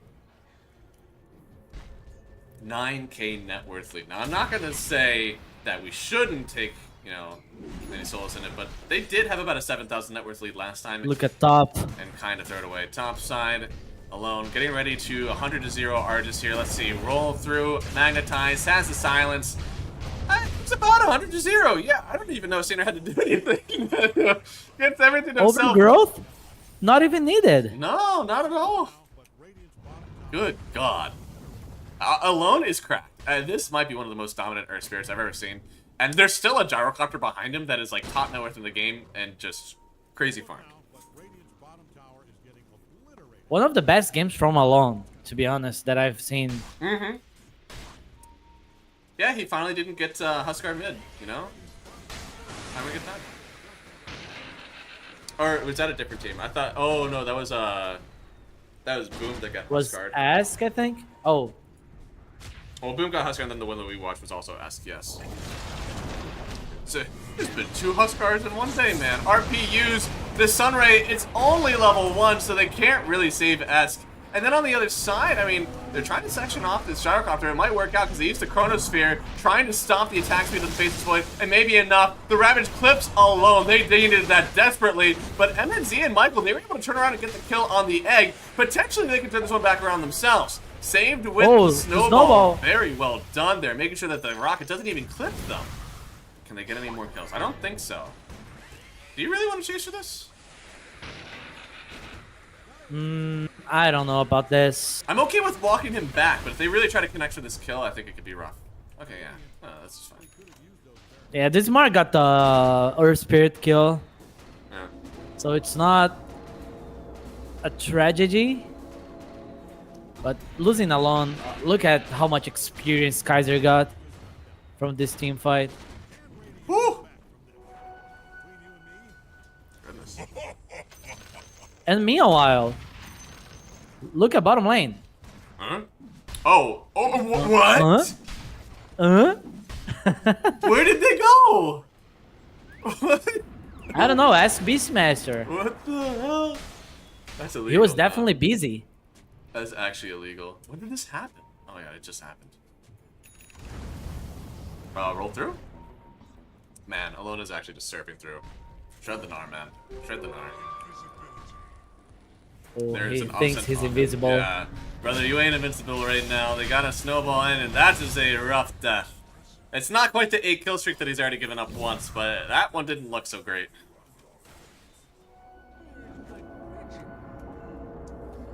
Alright, now he's done. It's over. 2 deaths in a row. Call it.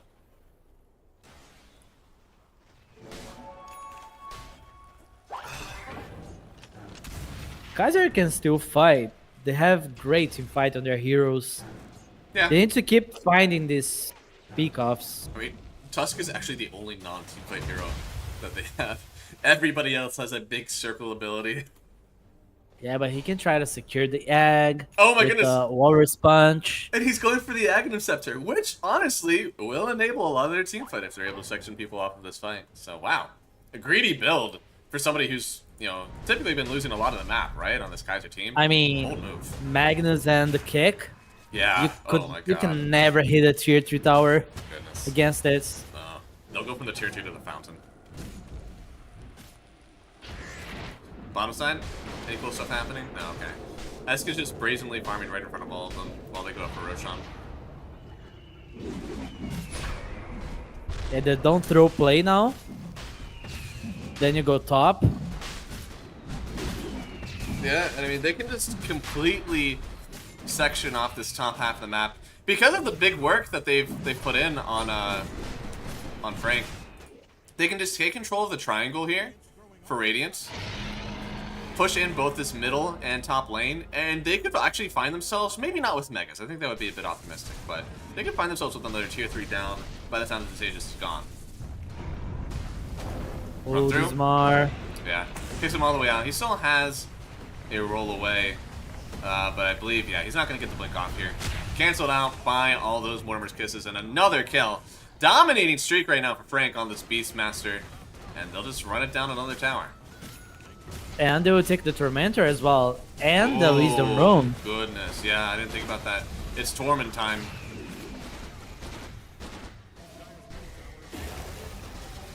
Still no points in the Rocket Barrage, by the way, from MNZ. Honestly, kind of wild because of how much slow there is with the Gush, with the Phoenix. Even the time dilation. It feels like one value point just for the slow resistance would be pretty good. I agree. There's a fight happening on the back. They need to think of a plan. Because Magnus can secure back the gyro. What they do after. No, I mean, they have a very multi-pronged attack happening. It seems that they have an idea that somebody is behind them. And so everybody's just trying to walk up the high ground into their base. But they will skewer back Stinger. He gets a really nice ulti, actually. The snowball takes everybody in, but does everybody want to leave? They'll roar up and kill S. Stinger trying to get away from this one. Looks like he made it away, and MNC's able to take down the egg. He grouped up everybody on the tusk, but I don't think everybody signed up for that party. And the Void doesn't want a Chrono to save the egg because it's a gyro with the Aegis. Yeah. That is very detrimental for the Kaiser game. They're going to hold on to the bitter end. It's elimination here. The loser goes home and does not get a chance to see the ESL Kuala Lumpur Major. No wave? Doesn't matter. They're walking right up. MNZ. He did end up going for the Dragonlance, actually. On top they of need to go. Satanic. Yeah, I mean, you got to do something here. No egg for 70 seconds. So I'm sure there's a little bit of happiness right now still with EStar and Backs. Because all they need to do is get a little bit more damage up here. Gyro has Satanic. Even if they manage to get the gyro close to the tier 4s, he might be able to survive. Yeah. Attack still ages for two minutes. They put him dead in the water, but a nice roll through. It actually connects onto the Faceless Void. He's silenced up. He doesn't have any BKB. They could kill him here, but the Rabbit's able to connect. It's on to 3 of them. They could kill alone, and he does fall down. They trade out for Esk and Ray kill, but you have to imagine for the Earth Spirit, maybe it's worth it. They'll buy back on the Tide Hunter. Still, this Faceless Void in a bit of trouble. Hasn't gotten to use his Chronosphere yet, but he's taking down the Stainer. The Tree Protector is putting in the work. He's going to get the root with the Shard, but the jump through. Can they save him? The Snowball save. Really struggling for it, but they already lost Megas. They're going to roll right through MJZ. Argus needs to get out of here, but S wants to send them back into the base. He'll send them about next to the Ancient, but he's still healing up on Argus. He can't go with the Chronosphere. He gets him. Okay, GG. That's it. Game number 2 going to the EStar Backs as well. Much more convincing than game number 1, of course. They really tightened up their play. In Kaiser, they had a good run. They went through the opens. They got themselves into the closed qualifier, had at least a decent showing versus Keystars in one of those games, and as well a decent showing versus one of these teams too. So we said there's a lot of international experience for the EStar Backs, so I think that you've got to be happy at least with your overall performance in this qualifier if you're Kaiser right now. I mean, some of these players, they're kind of new. This was just an open qualifier stack. Yep. Just like EStar Backs, just like Mad Kings, but the other teams have caliber, so they can go farther. Yeah, but still happy with their performance in this one. We hope to see at least some variants of this stack come back in and show their stuff for the next qualifiers that they're able to participate in. But for our EStar Backs, again, very, very qualified lineup. They'll potentially play either Mad Kings or Infinity. After that series is done tomorrow. We'll see who they get to face, because this team has really looked like they're tearing it up now. Really hitting on all levels, so hopefully we get to see them. Hopefully we get to see a good game out of them. I want to see this team perform. Alone is really making me a fan. This game was awesome to watch from him. People, I think it was Flapjack on Twitter talking about, I think it was on Instagram to be honest, talking about EStar Backs and their potential. He thinks this team can go far on this qualify. let's see. Yeah, If they perform like this, they definitely can. absolutely. A lot of potential here from this stack, and as you said, I hope that they get to show what they can do for us this qualifier. Hopefully, don't see another early exit. But for the two of us here, I'll switch it over to the cams real quick. For the two of us, that's gonna be it for us today. We had a beautiful 3 series of Dota 2. Unfortunately, we haven't gotten to see any 3 games. However, our best of 2s have been largely close contested series. So I'm very happy with that. We've gotten to see a lot of good stuff happen today. Anything you want to say before we close it out for this day of Dota 2? Just thank you, ESL, for allowing us to be here today. And tomorrow we're gonna be back for more crazy games. Today was crazy. 3 Yeah. 2-0s, right? But Mm-hmm. 6 good games. Absolutely. We had some Huskars. We had some base races. We had some rapiers. I mean, Yeah. it's all over. And I love SA Dota, man. This stuff is so fun to watch. So, everybody get ready. Get in tomorrow at about 11 Eastern, because that's my time zone. It should be in roughly, I believe, 13 hours. We will have our next series of Dota 2. So, looks like tomorrow, if you're trying to tune into some more South American Dota, we will be on the ESL channel, and then back on ESL TV for the last series. And by God, I think that we'll have a different producer other than me. So if you thought that the production quality was top notch today, wait until somebody who actually knows what they're doing is in charge of it, because it'll feel a lot smoother. But There's you all gonna for be watching. something. It's definitely going to be something. Hopefully more. But yeah, that's it for us. Thank you everybody for watching. It's been plenty of fun watching these SA closed qualifiers, and I can't wait to get back to it tomorrow. So rest up, drink some water, get some exercise, and be right back here again. 13 hours away for more South American closed qualifiers. Hope to see you there.